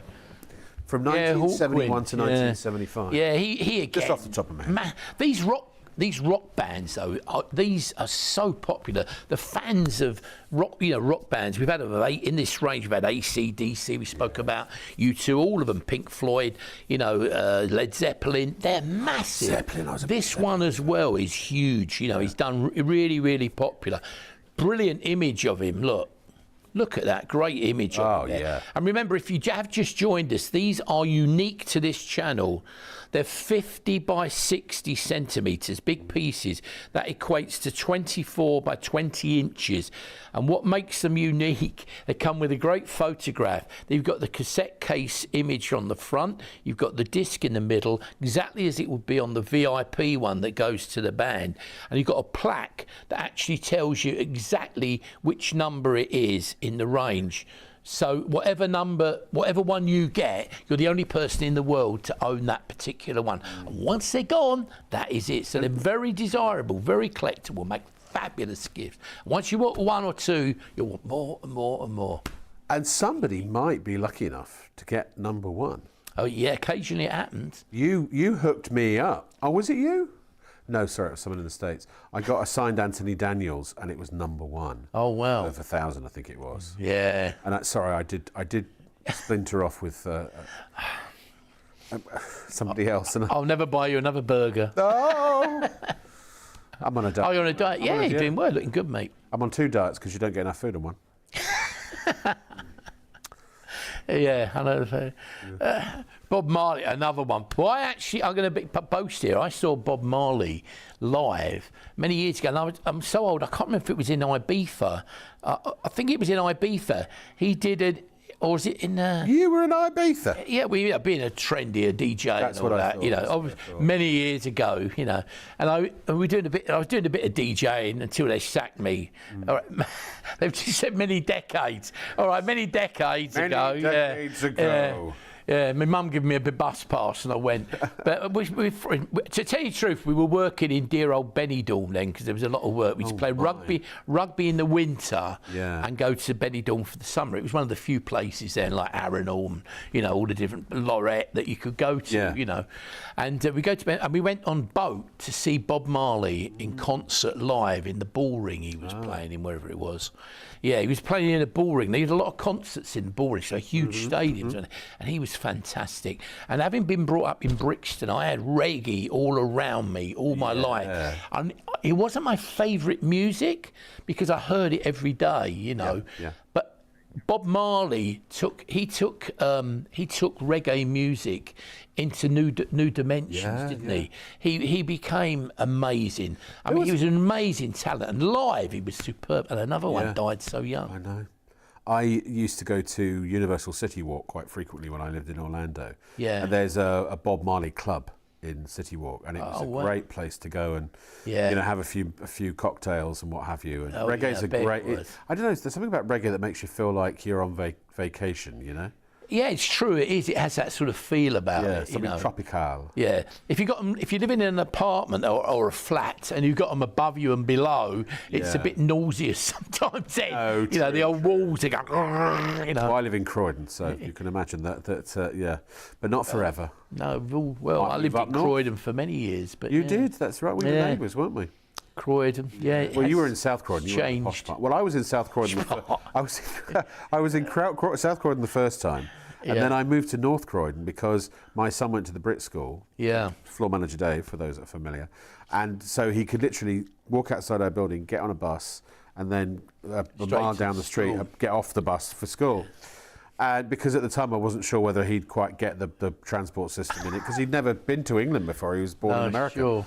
And but no, South Croydon's actually nice. It's got some nice restaurants and things. Yeah, it's some nice restaurants, and it's like everything. There's good and bad everywhere. But it's you know, Bob Marley always reminds me of my childhood because of reggae. Although he came in more when I was a late teenager sort of thing. You know, that's probably the best way of putting it. yeah. Very late teenager then, right? But he was brilliant, Bob Marley. His music just took you there, didn't he? Can you imagine, as you say, sipping cocktails and loving around and talking to the nice people, you know, all that? You know, I always said, if life just went completely down the toilet, I'd just get a one-way ticket to Jamaica and spend the rest of my days just maybe working on a little tiki bar on the beach or something like that, watching the sunset. Yeah, well, as a child, if we lived in Brixton, we could have given you all of them apart from the beach. Well, when we worked in London, at the London studio, I used to drive through Brixton all the time to get to work. And it's a really happening. In fact, I did a play. Well, you came to see it. Do you remember? At the Southwark Playhouse. You were brilliant. With Michael Brandon. Well, thank you, sir. Thank you. But we rehearsed in Brixton. Oh, did you? And so Michael Brandon and I used to get him a Dempsey and Makepeace, whichever the man one was. That was obviously He's just done a book, actually. Oh, yeah? His own book. Oh, no. Yes, I know. He texted me and sent it to me. Because the stories, we would go to lunch in Brixton, in the Brixton market. Yeah, and great. He dated the Barnet woman, you know. He's got, but the stories he used to tell were phenomenal. Yeah. He was in a phenomenal show called Episodes with Matt LeBlanc, and he played the head of the studio. Yeah. And he also he was in Marvel as well as. What a career he's had. But these guys have been through a few episodes. Him on if you get some Michael Brandon, if you want some. Dempsey and Makepeace. I know both of them very well. Yeah, Glenn Sparber. We'll get them both on. They'll come because they're married. I was just they're married. The Stones. What can you say about them? Well, let's hopefully something. Otherwise, we're going to be stuck. Yeah. Well, I don't know where to start with the Rolling Stones. Now, again, I was one of the last gigs I actually saw. Was the Rolling Stones at Twickenham? Fortunately, for my good friend Martin Goldsmith, you know, who's, they were there involved with his brother Harvey, put them on at Twickenham, which is my rugby stadium. Well, not mine, but obviously associated with my life in rugby, and they were brilliant. They were fantastic, you know, and they use every inch of the stage. You know, I've seen them like 20 years beforehand, but I think they would have been mid-70s then. They're in age then. Well, they're still going. They were fantastic, you know, fantastic, and they really are, you know. And I've met Ronnie Wood through, you know, Jimmy White in the past, but they're really, he's a great and a great artist. If you see his paintings, go for mega bucks. But if you love the Stones, I mean, you've grown up with the Rolling Stones, you've got to have them in a collection. They are huge. A lot of people vote them as Britain's best ever rock band, don't they? I had a different type. When I lived in Moscow, I had a bootleg album, vinyl, that was produced just for Russia. Oh, right. And so the whole of the cover was all in Russian and everything else. It was a bootleg album of the Rolling Stones. Probably worth a fortune. I know, and I don't know what happened to it. I lost it somewhere along. If you'd taken it round my house, I'd have kept it. You did. Well, I know. But, Oh, yeah. God, well, so many things that collectibles that I used to have that I lost or got rid of, and this is the thing. You've got to treasure these. You really have. But I tell you what, one of the things, particularly with the Rolling Stones, that I can absolutely guarantee, when you buy these, you will enjoy an enormous degree of satisfaction. Yeah. Oh, yeah. And it won't fade away. Won't fade away. No. No. Now, I imagine when I pass away, if there is a heaven, there will probably be a stairway to it. Yeah. And do you know what?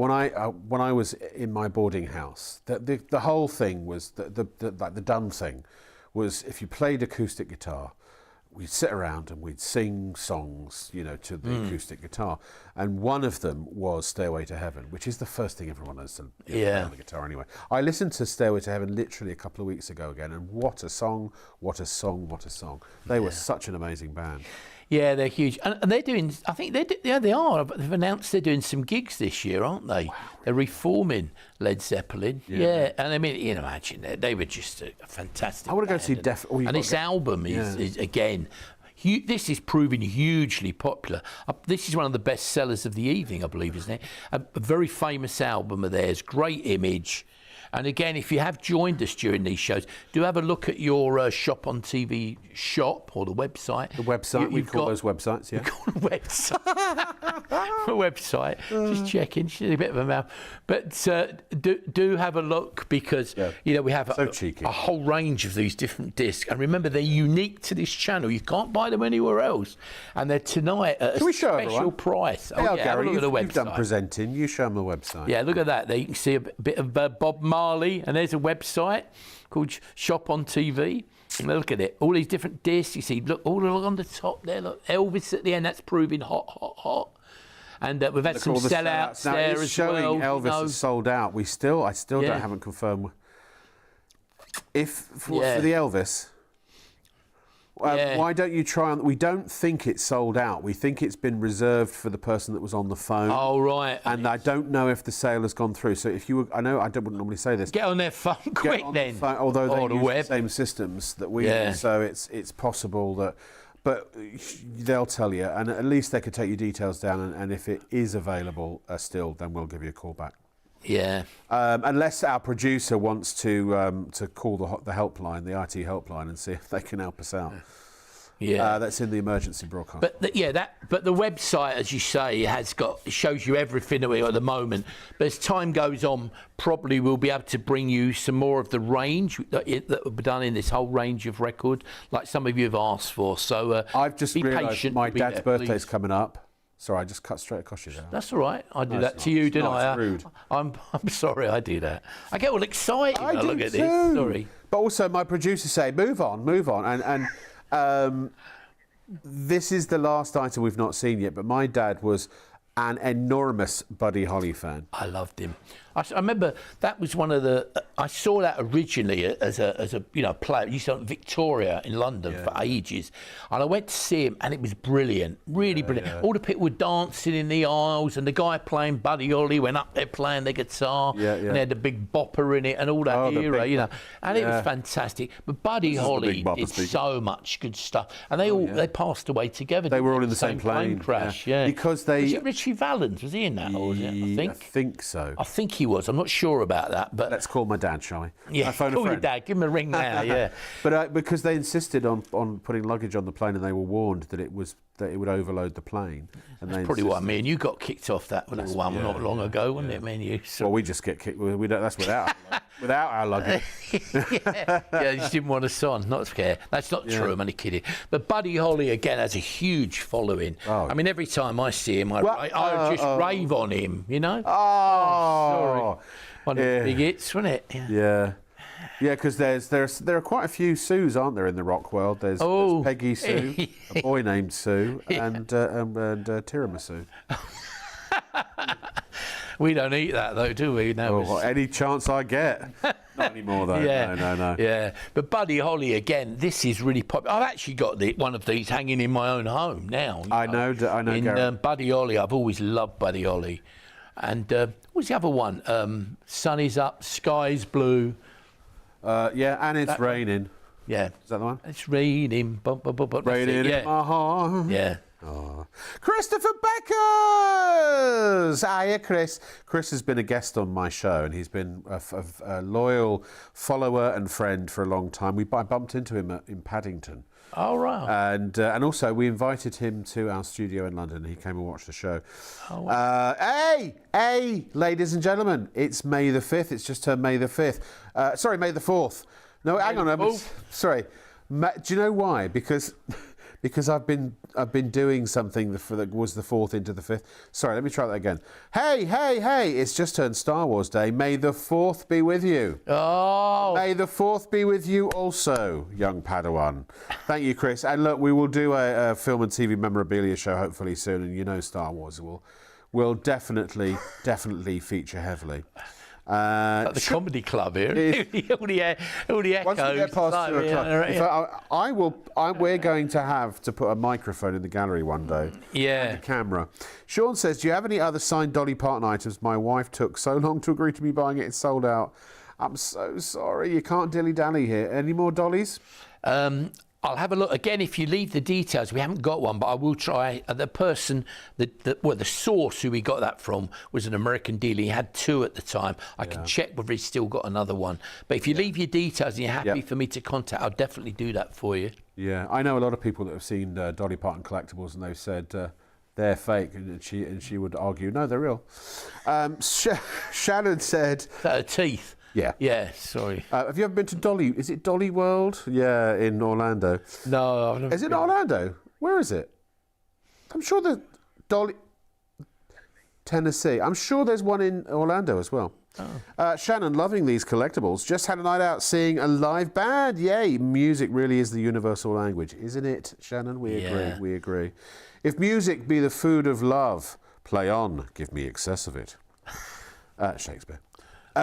Kevin, I went to school with Lemmy. What a legend. Oh, amazing. Wow. Yeah. And then we've got Ryan and Chris from Cambridge, and they say, hiya.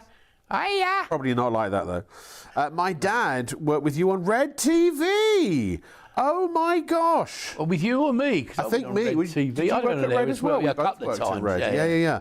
Do you have anything from Iron... Oh, we do have Iron Maiden because we've sold it. There's one in this son of a range. Seventh son. There's one in this range, yeah. Again, Def Leppard I asked for. Def Leppard, do you know, have you seen Bank of Dave, the film Bank of Dave? No, I haven't, actually. So it's about a guy, Dave, who set up an independent bank. It's a true story. It's a biopic. But they were friends. Def Leppard helped them raise money to beat all the odds of the banking establishment actually get the bank approved. Yeah. So Def Leppard, and they're still gigging. Oh, right, yeah, and they're amazing. NMR, I love it. I listen to that on the bus all the time as well. Yeah. Also Guns N' Roses. There's Guns N' Roses in that and range. Motley Crue. I've not seen Motley Crue. We haven't got Motley Crue at the moment. There's a Guns N' Roses. Again, if you're happy to let us know or leave your email address, I'll give you a call or a message and get back to you about some of the others, and we'll bring them on hopefully on future shows. Yeah. And Karen says, hi guys, loving the show. Thank you very much, Karen. Hope you are. These are slightly different, these Shop on TV shows. Look, I present on Shop on TV, but I work in the entertainment industry. And so, listen, the entertainment industry is on its knees. I haven't had an acting gig for ages, and let's face it, anyone who's an actor, unless you're one of the 3 or 4 names that are regurgitated on everything, nobody's working at the moment. It's a really tough time. So sympathies, empathy to all of those who are in the performing arts profession at the moment. It's really, really tough. But when we do this show, because I had my own entertainment show for a while, as you know. Yeah. And hopefully will again. This is my love. This is my passion. And this is, I love doing what I do on Shop on TV. But I was built for comedy and banter. Yeah, without doubt. Yes. Definitely. And so, you can see how you come alive when you're. I'm not saying you're dead. Oh, no. But no, he's always very exciting and interesting. I know. But when he's on this, like before the show, he's like a kid in a toy shop. Yeah. Aren't you? Well, or in a sweet shop. You're like, Gary, where is there a greater source of comedy than when I work with you? No. That's right, yeah. You mean when I tripped over the red carpet on the way in? Well, you wouldn't be the first and you won't be the last. No, that's right. Let's remind you of some of our best sellers, shall we? Hunky Dory, David Bowie, proving hugely popular.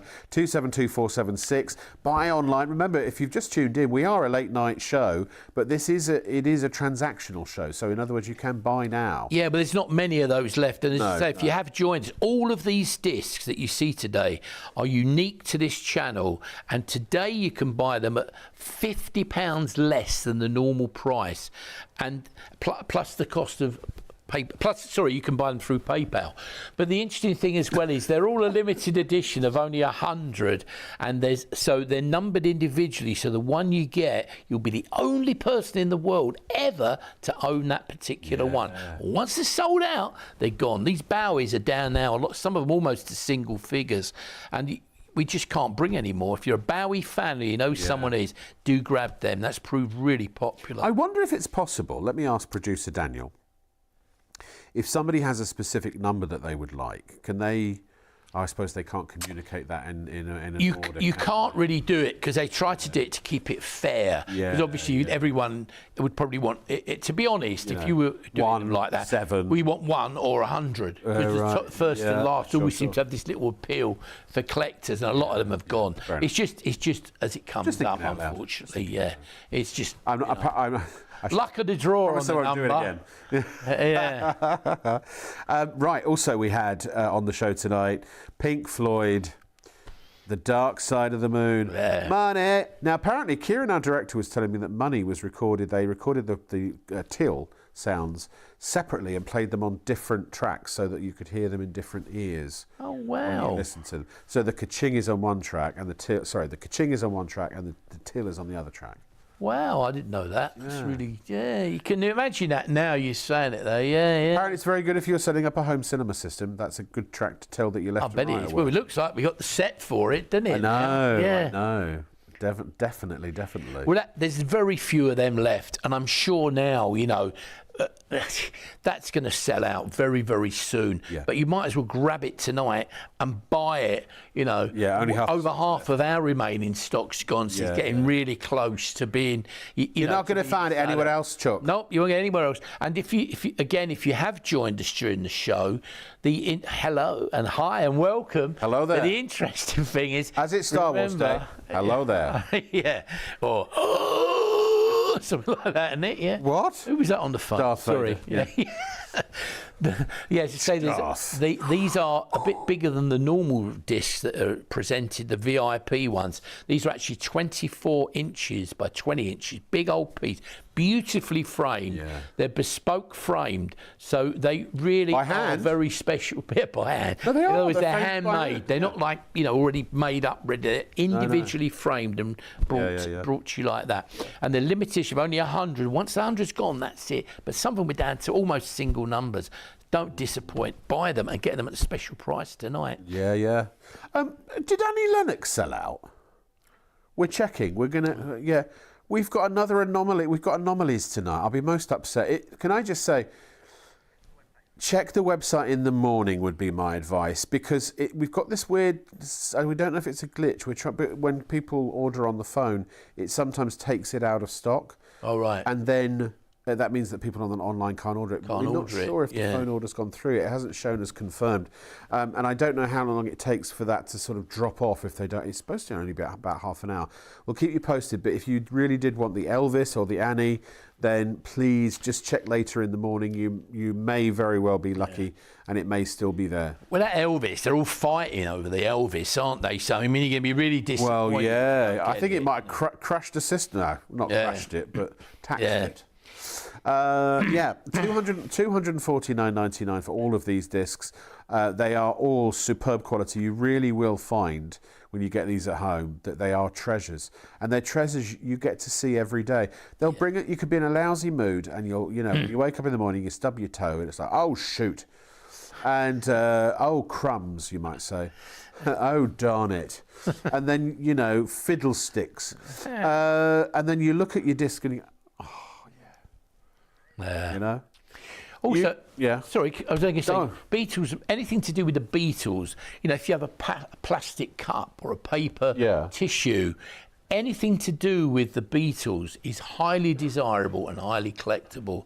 What you actually got here in one way, if you think about it in another way, you've actually got a modern Beatles memorabilia item, but very, very, very desirable.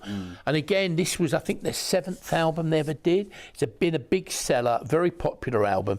I mean, now they're re-releasing these, aren't they? As you know, the remastered versions. They sell for £50 or so. But you've actually got a disc that the original one would have looked like this, other than this is bigger, and you've got the photograph as an extra. Something like this, I wouldn't even know what it would be worth, but an original, I bet if you had an original VIP one that was given for the Beatles, you know, the Beatles, they do about 10, don't they, or so, to the VIPs and the band, the manager. That's probably worth hundreds of thousands of pounds. That's what they go for. Oh, Sam. What you've got is an exact replica of them, you know. So they really are great items. They look fabulous. And I tell you, you're going to love them hanging on your wall. You really will.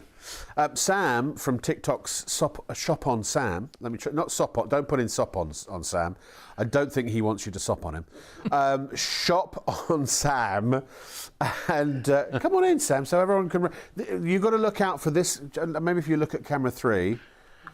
Oh, he's got his pink cloth. Pink cloth, yeah. But Sam, we need to see if that's the one with your phone number look on out as well. For that face on TikTok at Shop on Sam. There you go. There's a bit of glam on the set now. Look, a bit of glamour on. Yeah. Never seen so lovely as, what was it? Never seen you looking so lovely as you did tonight. No, that wasn't. That was Krista Berg, wasn't it? Krista Berg, yeah. Yeah.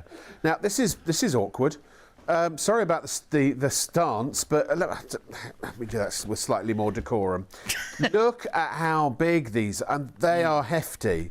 They really are beautifully framed. And look, I'll show you in a sec, around the back. Yeah, you've got the certificate. See, you can hang them straight away. Oh, You've normally got all the these certificate comes options. from that as well, yeah. Oh, is the certificate on the Yeah, normally this is just a studio sample. The one you get will have a certificate on the back. You see, we're taking it off the studio.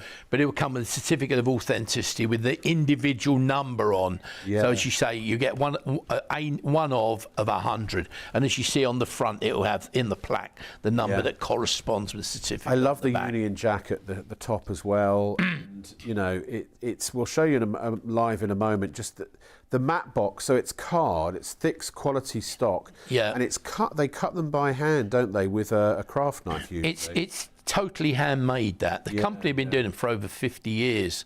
They're specialists, and they do a lot of them for big charity events and, you know, like sort of I don't know, seminars and top auctions, stuff like that, and promotions. They've been doing it for years. Sorry, you just stop. No, go on. Wow, that took me by surprise. You just stopped talking. Sorry. No. Stop apologising, for goodness sake. We're all friends here. When I lived in Los Angeles, did I mention I used to live in America? And I went to see you. So I used to do a lot of work on Jimmy Kimmel Live, which is a big talk show. And because I specialise in Eastern European things, every time when Trump was in power the first time, Trump and Putin, every time Putin did something, can you come up to the studio and do a little silly bit, you know, voiceover or you know, on camera. But it was across the street from the theatre, the Dolby Theatre, where they do the Oscars. Oh. And so it's on Hollywood Boulevard, and you walk past all these souvenir shops. There is a point to this, trust me. Sure. And they're full of what I can only describe as chintzy tat. Oh, yeah. You know, if you've got a music, because also Capitol Records is just up the street, and they have all that kind of stuff. Yeah. And it's all fairly cheap tat. You know what I mean? You know, one year when Sylvester Stallone, this is just a little story as an aside, as we've got time, when Sylvester Stallone was nominated for an Oscar for Creed, the Jimmy Kimmel Show called me and said, if he wins, we want to dub his acceptance speech in a very posh British accent. Could you come and do it? And I said, yeah. So I got put on the special, because, you know, all the security around Hollywood. Yeah, of course. The Oscars.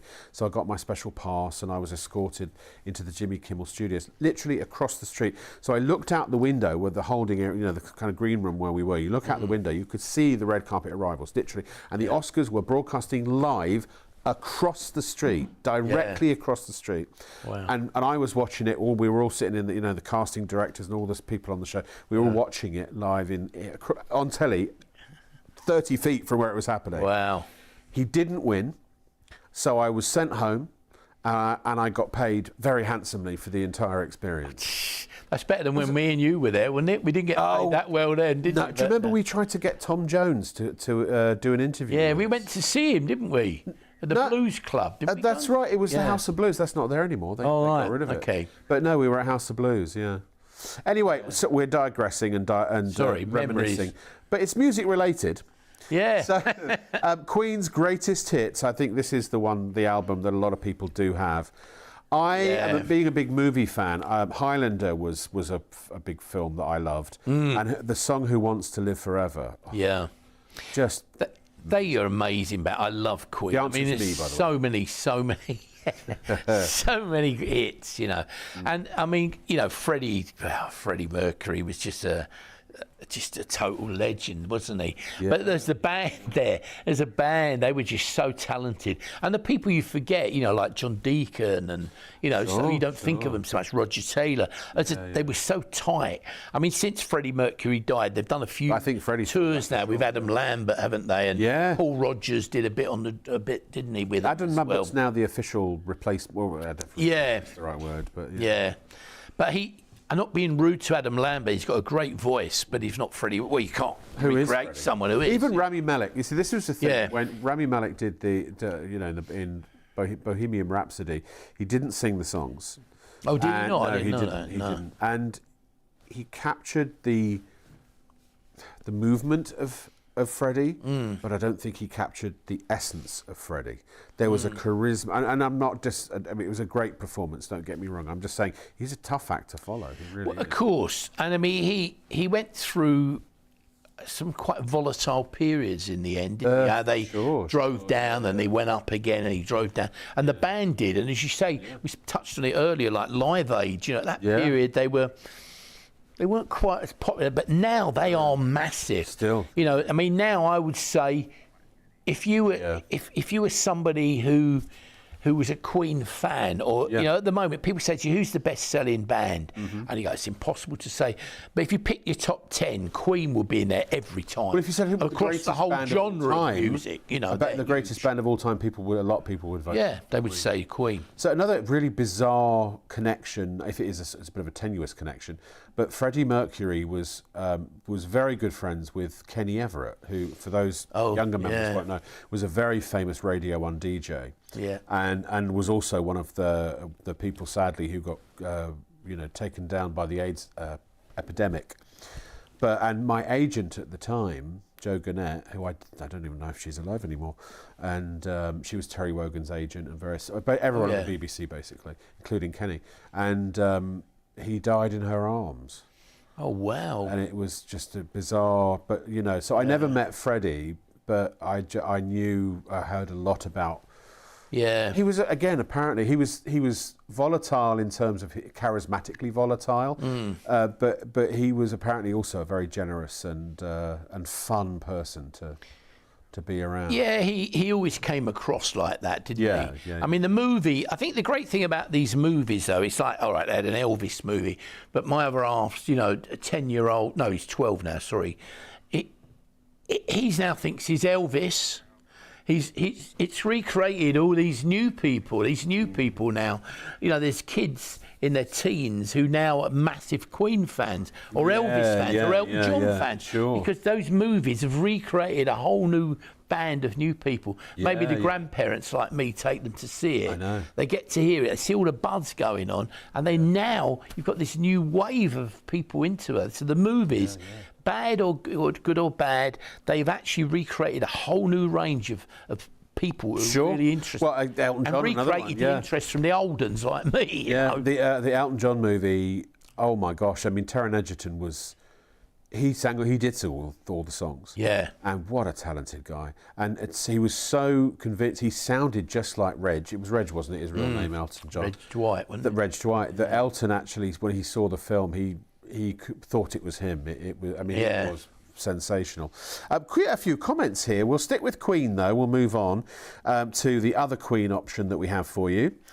Oh, sorry, we're already there. Apologies. I was looking at the iPad because we've got some comments. Rachel says, have you got any Celine Dion or Barbara Streisand? Yeah, there is a Celine Dion in the range. I know there is, yeah. So, and not many left. So, again, if you like to leave your details, we'd be more than welcome. If you're happy for us to contact you, I'll contact you with the actual details of the one we've got. There's one in the range. I've actually got it because I also love Celine Dion. I went to see her at the O2. Yeah. We can't say, I might be listening, but we went to see him with Jules. My kids bought me birthday presents. Jules is my partner. Sorry, you wonder who she'd be. Yeah. Fiancé. Jules, yeah.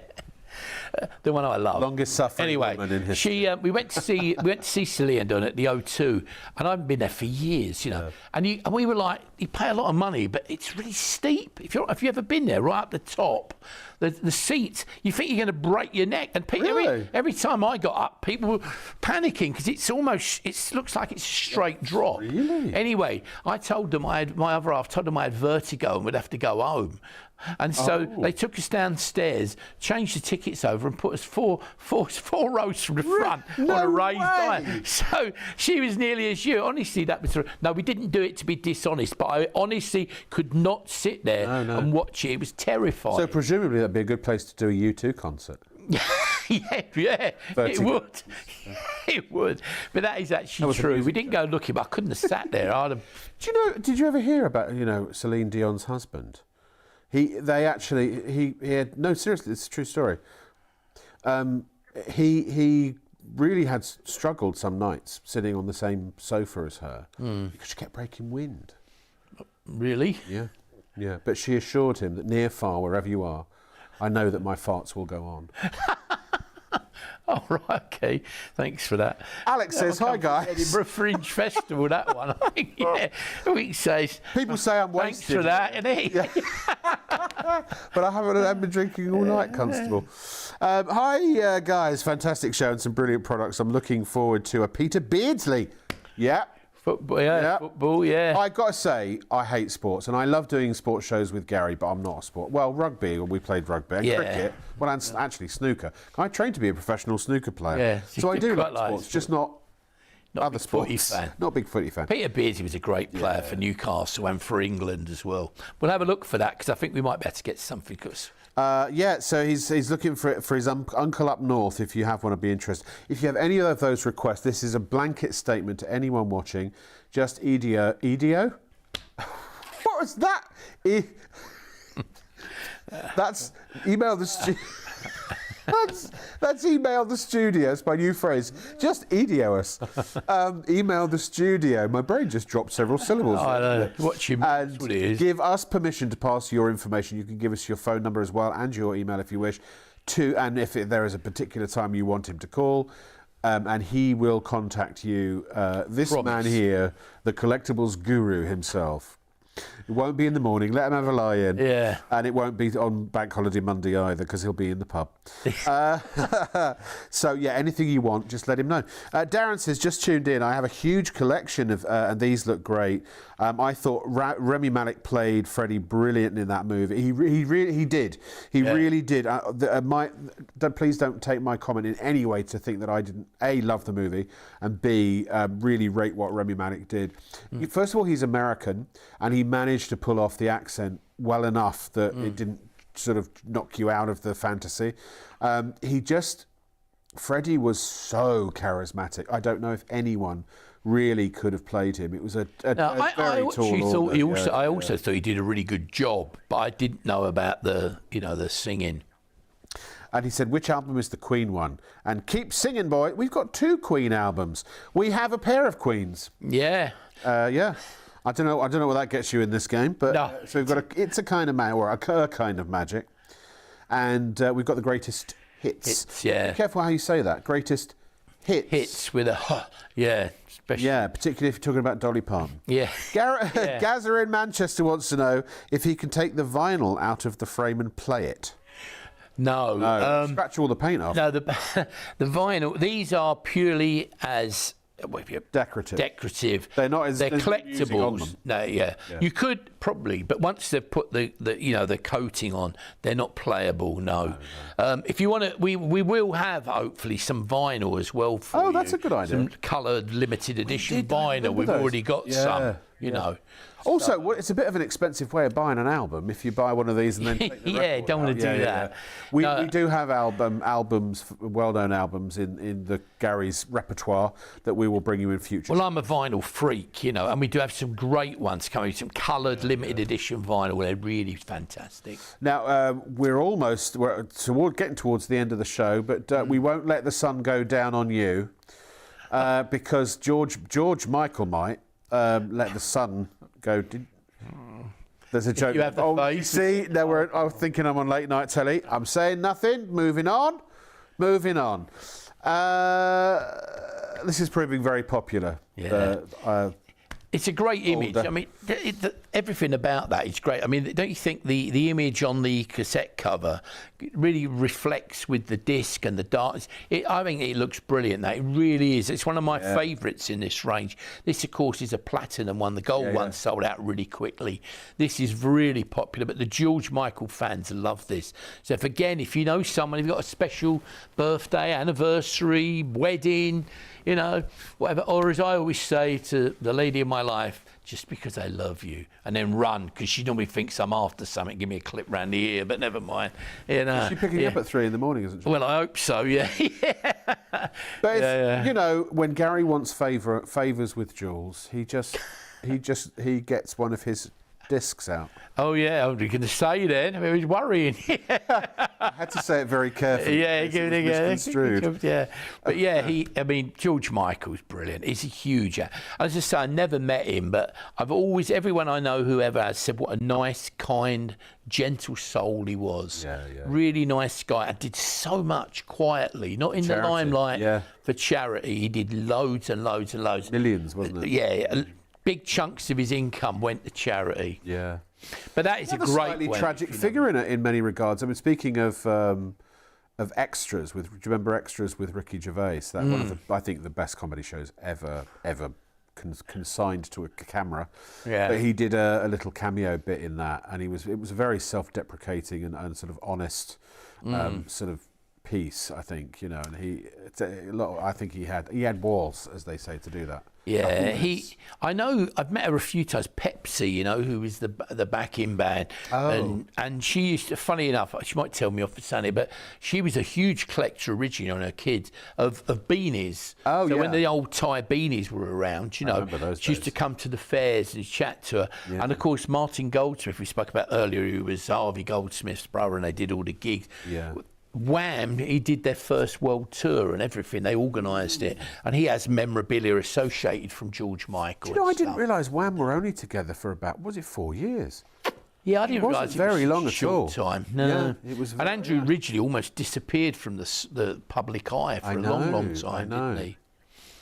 81 to 86. I didn't realise it was quite as short as that. No. They certainly rolled the hits out. Yeah. But again, if you love a George Michael, you know, if a George Michael fan, don't even hesitate. We talk about collectibles, but with anything like this, you don't have to be a collector.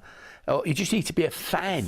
You know, these are really, really special, very rare. They're unique to this channel, and tonight you can buy them for £50 less than the price is normally sold, and it's only here. You won't get them anywhere else. So if you want them, you've got to be quick. And many of them are down now to just single figures, and once they're gone, you'll never see them again. And I believe a lot of these, I can't guarantee it, but a lot of the other examples of these in this range and these type of items now are going for premier prices in auctions because it's the old cliche. Once they run out, or once they start to get low stocks, the price tends to creep up because more and more people are after them than there is available. When the demand exceeds the availability, inevitably, usually the price goes up. We can't guarantee that, so don't buy them for that, but they make a fabulous gift for any George Michael fan or whichever one it is that your person loves, you know. I'm thinking I'd love to do to see if we could get a signed one by somebody or another. I mean, yeah, money, but you know. Funny enough, the other day, someone as a gift, they knew I love vinyl. They gave me a picture. Well, they didn't give me it, but they gave me they presented me with, and then the bill afterwards, a signed one of a picture disc of Gary Newman. Oh, Gary Newman was And amazing. to be honest, in my life, yeah, I've never actually ever seen a signed item of Gary Newman. No. And they said, "Do you think it's genuine?" I go, "I don't know, because I've never seen one. I have to do some research." I remember his first appearance on Top of the Pops. Yeah. In Man Boy George. Was it Tubeway Army, wasn't it? One of his, wasn't it? I don't know enough about, but I do remember I couldn't stand his music when I was a kid. A teenager, but then in later years, same with ABBA. There were a few people that I was like, oh, I hate their music, and now I don't know. I think I've just got better taste now. It's probably the two pretty girls in ABBA that maybe. Well, that helps. That does help. But that I've got to say, Gary Newman's music was amazing. Really was. Techno, wasn't it? Yeah, they used to call it at the time. Yeah. And this guy, I mean, this now is down to the bones. Presley. If you are an Elvis fan, we have a couple of Elvis ones in the range, but this particular one is normally very evocative and very sought after by the fans. Because if you're a real Elvis fan, they'll know that Elvis Sun records are the most collectible thing of anything. You know, it really, really is special. It's something very unusual. And very, very, you know, just rare. It's because of its at Sun Records at that period, and it captures that on the disc. That makes it very, very desirable. The gold one's gone. We're now down to the bones on the platinum one. So it really is something unusual. And of course, you can call 0333 241 241 if you want to place an order. If you'd like to order on the phone. And look at it, this takes you back to, I think it was 1954, 1955, 56 period, you know, his career. I mean, it is, for an Elvis fan, that has a lot of meaning, a lot of message, great image of him. And have you been to Graceland? I have, many, many years ago. My parents went recently, they said it was great. Yeah, I actually did I did a program on Elvis memorabilia in the TV with Elvis's cousin, one of his first cousins, who had written a book. Yeah. It was the family's view of Elvis, you know, what had happened and how it was. Sure. So she had all these books are written. So I've written one on behalf of the family. I've donated the money to charity. Oh, wow. It's quite interesting.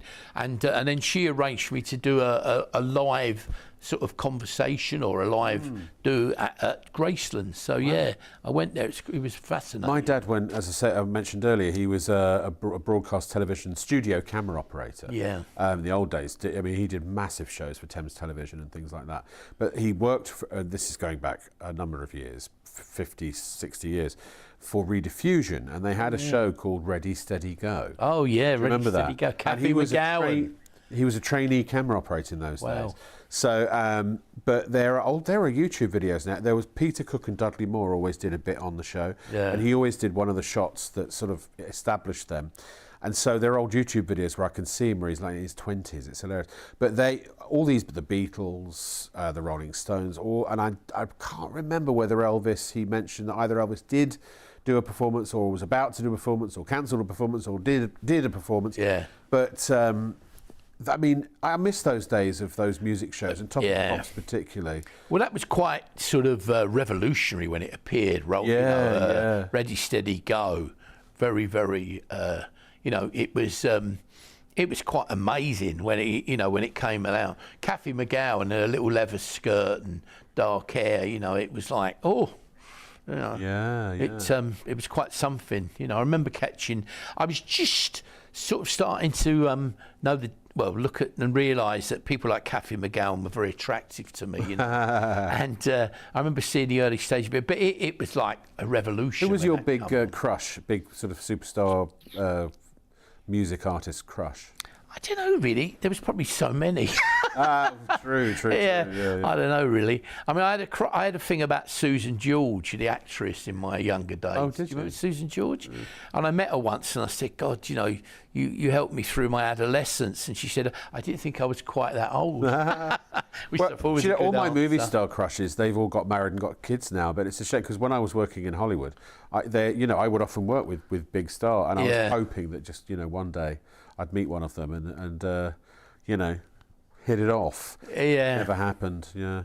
There is. I can't remember the name of the band. There's a fairly very popular band currently, and they were on the Jonathan Ross show just the other night. And the lead singer of that is a very handsome lady. Yeah. She's gorgeous, and I can't remember the name of the band. So that's really, or her name. So that's really useful. No, it's not Great good. story, eh? No. Yeah. Here is John Bon Jovi, JBJ. Well, again, very, very popular band, and I mean, the gold version of this sold out so quickly. And remember, if you have joined us, these are unique to this channel. They're all individually numbered, and there are only 100 of them in the entire range. So once they're sold out, that is it. You'll never see them again. This is the platinum version, and this also is very low in numbers. And they're actually 24 by 20 inches. And they come, so it's quite big, that's 50 by 60 centimetres, isn't it? Big old piece. Yeah, it's and a then big they old come piece. complete with the photograph and the CD case there, the sleeve. And then as you can see, look, this is a limited edition, and you'll get the number of what it is. So when you get that number, you'll be the only person in the world will ever own that one. Yeah. That's Really the great is. thing about collectibles. It's, look, when I was 6 years old, I knew I was like, I want to be an actor, and it's all I've ever wanted to be, And To be honest, sorry to interrupt, he is a very, very good actor. I'm you going to can say interrupt me that. for that. Sorry about it. He is a No, good no, you actor. carry on. Forgive Yeah. me, sorry. Yeah. But enough of my acting skills. What do you think of me? Sorry. Just kidding. No, I appreciate that. I did offer really to do. be your agent, remember that? I know, but Probably you never better got me any agent. work. Mind you, what agent ever has? Couldn't agree with a fee, though. That was it. You could have it all. Yeah, it's a great shame that the industry's gone the way it has. And Walter Matthau said to make it in Hollywood, all you've got to have is 80 really big breaks. And I had quite a few, and they just never went anywhere. So I've not had my lucky one yet. One that's Well, stuck. I hope, I say yet because from the bottom of my heart, I hope you get it, mate. I really Does appreciate deserve it. It's never too. I'll just be one of those. I mean, Alan Rickman wasn't discovered. He didn't become famous until he was the age I am now. Wow. Die Hard.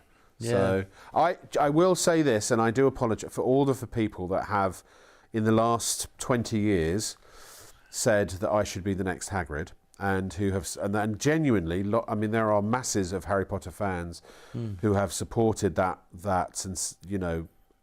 possibility, that idea.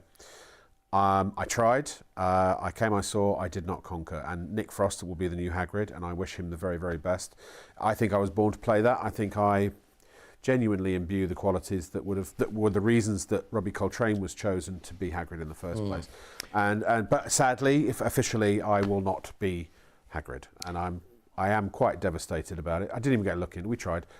Didn't even give me the We're time going to give of it day. your best, but yeah. What can you do? You You've could got have to been. try, You right? could have been a good Hagrid, but Now I get all the commiserations I that could I not can't, have been a good Bob Marley. No, I can't sing like him. Can I you don't not? look like him. And I haven't but got I his thought hair. The resemblance, it's the hair. Same colour eyes, maybe. Same colour yeah. eyes, yeah. But Bob Marley is huge. Again, really popular. He became to me the premier class of early reggae. In that period, he took reggae with a twist and took it somewhere else. Yeah. Great artist. He really is a great artist. And this, again, limited edition of 100, very, very, very special. Yeah. He really is. And again, this not too many of these left. And I had the pleasure of seeing him live many moons ago. Wow. I had hair, and I think I'm glad he was alive because when you saw him, because that would have been a terrible. it would have been a concert dead loss It would have been a otherwise, dead wouldn't it? loss. Yeah, sorry. yeah. Sorry about that. Apologies. But no, he was great. Now, of course, they in the entertainment industry, when you start laughing uncontrollably during a take or on a show, they call that corpsing. Oh, right. Yeah. Have you not heard that expression before? No, I haven't, honestly. No. Just the talk of general death just reminded me of that. We've all died on stage occasionally. 303-579 is the item number, and again, 24 by 20. These are very big, very substantial, handmade pieces, hand framed, and at 24999, they're £50 less than they should be. These have sold all day long. In fact, all the ones we don't have, the individual numbers in each of these items, I believe have all sold at £300. And you cannot buy these anywhere else unless they're being resold by a collector, but that undoubtedly for much more money. So these are the original, they're genuine, they are produced basically specifically for Gary's television shows, and so they've been sold on a couple of others, international shows that Gary and I have done that you wouldn't have seen. And nobody saw them in the countries we were broadcasting either, as it happened. But the point is that these are really exclusive to you. So get them now while you can. And Bowie again is a huge database of over half our stock. Has half the stock gone? Gary? Yeah, over half the stock. God. So I'm after your job now. I know. Well, you can have it. But it's a great piece. Look at that. That takes you back to that period with Ziggy Stardust. Really evocative part of Bowie, and the fans love that era, didn't they? But he was a great talent, and his fans are so passionate. Yeah. Again, if you know someone who loves these they make fantastic gifts. I challenge you to ever, actually someone say, I don't like that. I think in all the years we've ever shown different versions of these obviously only been going for a little while, but different variations of these discs, when they go, I think in all the years I've only ever seen 3 come back. But people love them. The fear is that once they get them, they build a whole collection of them. Yeah, and they go everywhere. I mean, up the stairs, up the banisters, the wall opposite the banisters, offices, schools, break rooms. They look great. If you work in a corporate office, a couple of these on the wall will keep you happy during the day. And pubs, wine bars, places like that, they're real head turners. If you know, some of these sort of places where you go, like the restaurants, like Sticky Fingers and places like that. They had all that. I remember that. Yeah. If you opened a bar, you could, just with everything on the show tonight, you could, as you're decorating, done. That's what people have done in the past, So we've moved on to the Stones. I was going to say about Bowie, just very quickly as a button. I think genuinely in his experimental days, it was just a bit weird, and he went because he did transform into those characters. I think he genuinely became those characters. Yeah. During those years, I'm not saying weird in a bad way. I think he was very committed, shall we say? Well, he obviously acted as well, didn't he? And he was amazing. But anyway, again, Rolling Stones. The Rolling Stones again. The Rolling Stones are just tremendous. You know? They're one of the biggest rock bands ever, aren't they? Fantastic live as well. Absolutely fantastic. Do you know what it says on the inside of Mick Jagger's lips? Go on. Inflate to £16. Really? Yeah. No. I'll ask him that. No, but I mean, they've been around a long He could climb up a glass building with his mouth alone. He's supposed to be. I've never met Mick Jagger, but again, I've been told he's a very serious guy. Nice guy, but quite serious as well. But all that I mean, you can see it now. It looks like they've been pickled in formaldehyde, doesn't it? They've lasted so long, but I know they indulged in the early days, didn't they? Well, I think they're brilliant. I think they're absolutely the one who was kept very out of it all was Charlie Watts, the drummer, didn't he? He never seemed to be involved. He was always. I'd say he was the good boy, but he was, I don't know enough about them, but he always gives the impression that he was one removed from all the action, let's just say. Yeah. Apart from he was on the stage and he was a really good drummer. Wow. Well, this is the thing. These musicians, they were great. Well, these bands, rather, these rock stars, these rock gods, were brilliant musicians. Oh yeah, without doubt. Yeah. And again, you got a Stones fan. What give? And the other think about it now as well. If you want to go into some of these gigs, you pay to see the gig. And we'd be paying. Sometimes you get a decent seat. It costs you £150, £200 a ticket. Oh, easy, right? Then and now they're such legends. If they do a concert, those tickets sell out in like seconds. Yeah. So you end up going on the black market and you buy it for 500 or 1,000 or whatever. Yeah. Something like that, which you shouldn't do. Or you go to a ticket agency and you buy them at an inflated price sometimes. Yeah. Because the only way you can get them, innit? It's the only way you can get them. And then you have a couple of drinks, a meal out. You're talking about it's getting £1,000 or more night out. I know. At least here you can get something. You can hang it on the wall, remind you, and it'll be there forever. Last a lifetime. For hopefully a lifetime. Yeah. My favourite saying, of course, is a Rolling Stone gathers Kate Moss. Yeah. Kate Moss was a famous model. Yeah.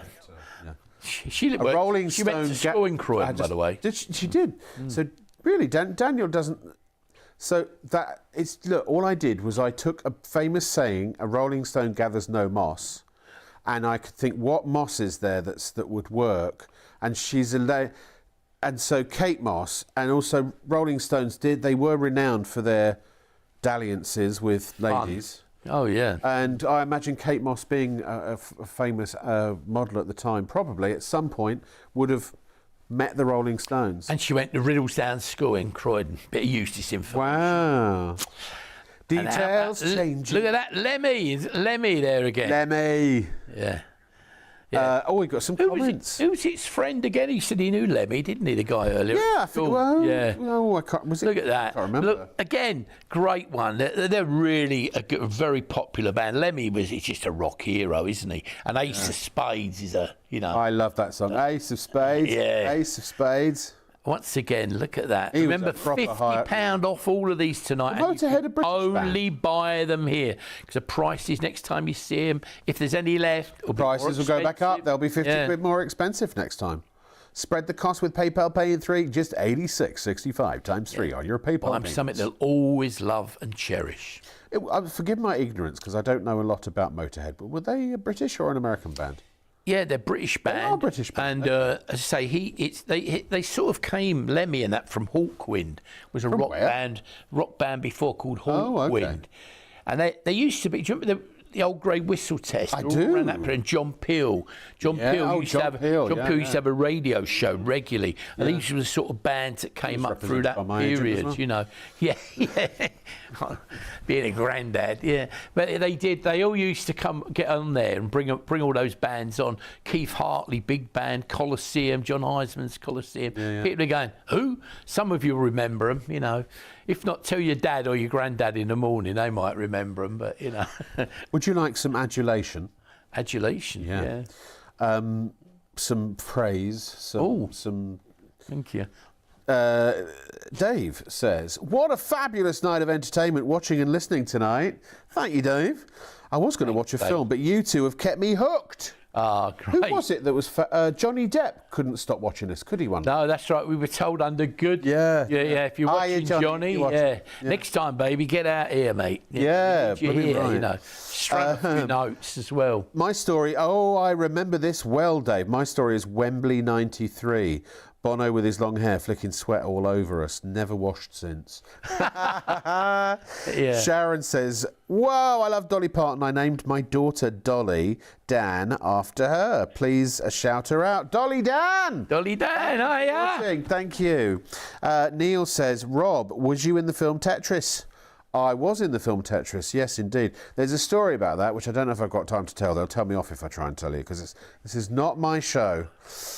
We'll show something as I tell it.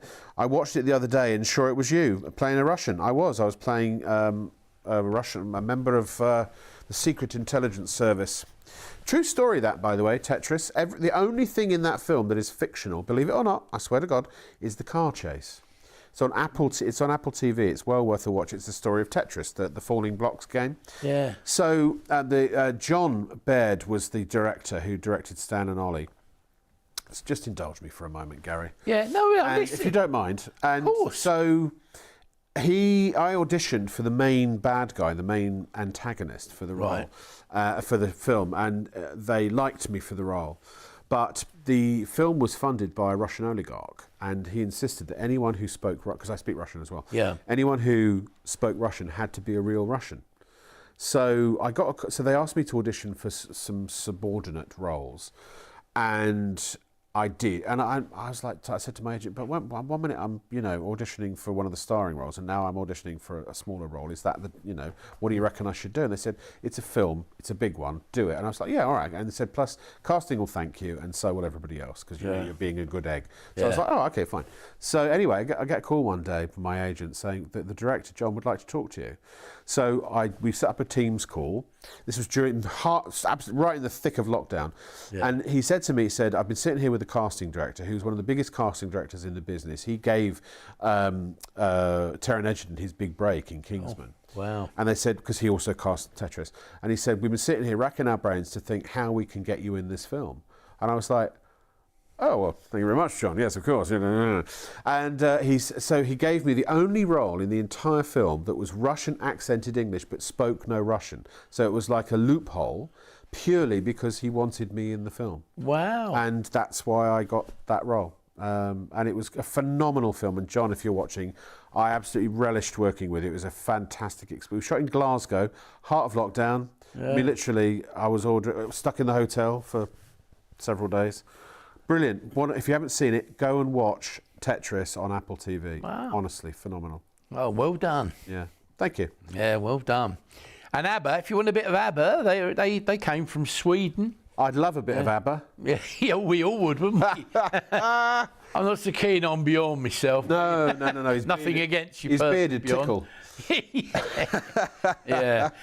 But again, they've got believe it in their way, they've got a huge following. But you put them on it. Not just in their way, they just have got. They're massive. Yeah. And you put them on. When you put their music on, they're people just immediately get up dancing.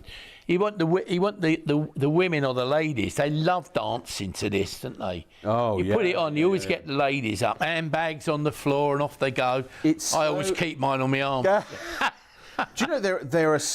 I've heard from people in the music industry and professional musicians. I've got quite a few musician friends. Yeah. That the complexity of the music that ABBA the guys wrote it's insane. It's very difficult to play ABBA songs, to play them well anyway. And I just find there are certain chord combinations that just move my soul. Yeah. You know, I don't like every song they ever did, but their core songs, there are just certain riffs in there that, they just get you, don't they? Yeah. You know? And it used to get me when I think about who was singing some of the notes. That's what used to upset me sometimes. Not upset me, but, you know. But, they were great. Knowing you. Aha! Upset. But, yeah, they were a great, great band. Oh, well, pick this one coming up. This is one of my favourites. Oh, yeah. And yours, isn't it? It's when you turn your bottom away from the sun, isn't it? I'll do that now. No, that'd be better, you know. And then a late night nibble would have put them right off. Oh, God. I thought you were talking about your bum. I don't think we want a late night nibble of your bum. No, I shouldn't be many interested in that, but never mind. Better not go there, had we? Yeah. Pink Floyd. Yeah. Pink Floyd, eh? Wow. I mean, Gary, Pink you're going to Floyd get me fired, honestly. Yeah, sorry. I'm going to see HR about this. Yeah. That's me, by the way. I've missed you, by the way. I have missed you. I've missed you too. Yeah, I've missed you. I have missed you too. Dark Side of the Moon, again, massive album, wasn't it? I mean, you were talking about it earlier, and you were playing it and everything when you were around. It's such a diverse album in terms of the musical sort of styles of every song are almost completely different. They're so original. Those days they were, you know. Yeah. I don't think anyone's ever really managed to copy or mimic what they do. No, well, I'm sure they were huge, weren't they? I went to see them in Hyde Park when they were on. Ah, did you? Again, I was lucky enough, you know, the Goldsmith family, I lent on them. But they were amazing, you know. Actually, they owe me a few favours tonight. I mentioned them about 3 times. Yeah, I know Martin's. Haven't they got a load of collectibles we can? Well, that's right. I'm hoping that we want to get near them. Yeah. So, I know. I told you it'd be good, right? For all your collectibles. So get us on. Yeah. You know, get all that stuff out. I know they've got some amazing. We've been talking for years about doing a collector's meet for all of the viewers, and we must do it at some point because I think it'd be great. Yeah, we should do. Yeah, we'll do it up north. We'll do it in Manchester. Yeah. Well, I'm at the moment. I'm a Cockney Scouser. Are you Scouser? Oh, you're all right. They do that there, though, don't they? Yeah. Actually, our cameraman Rich is a Scouser, aren't you?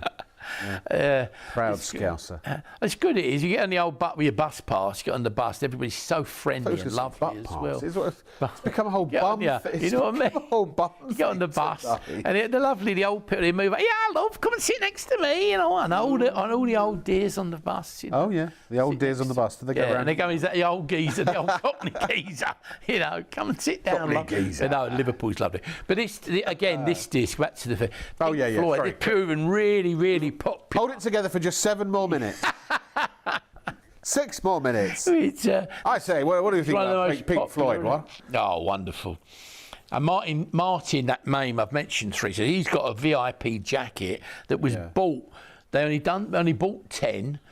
Purely for the band and the VIP jacket, and I keep telling I recall you, trying he should to let get us have it and sell it on TV. No, that was it. What were those jackets that we tried to get at one point? Was it those? Oh yeah, Pink one of them Floyd was ones? Pink Floyd. It was a world tour job, special VIP. Daniel just said for a the straight band jacket. and a couple of others. Yeah. I think we need a straight jacket sometime. Yeah. But, yeah. I've needed a padded wall for a number of years.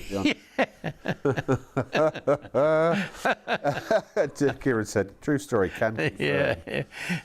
Oh, look, I hope you've had fun today. These really are the only chance we get to roll out the old entertainment. Yeah, I know. Chops, isn't it, Gary? And we love thank you so much for coming back. It's lovely to see you. I really appreciate it. Yeah. Hopefully we'll be back again soon. And thank you to our producer Daniel, because producer Daniel was very instrumental in getting the band back together.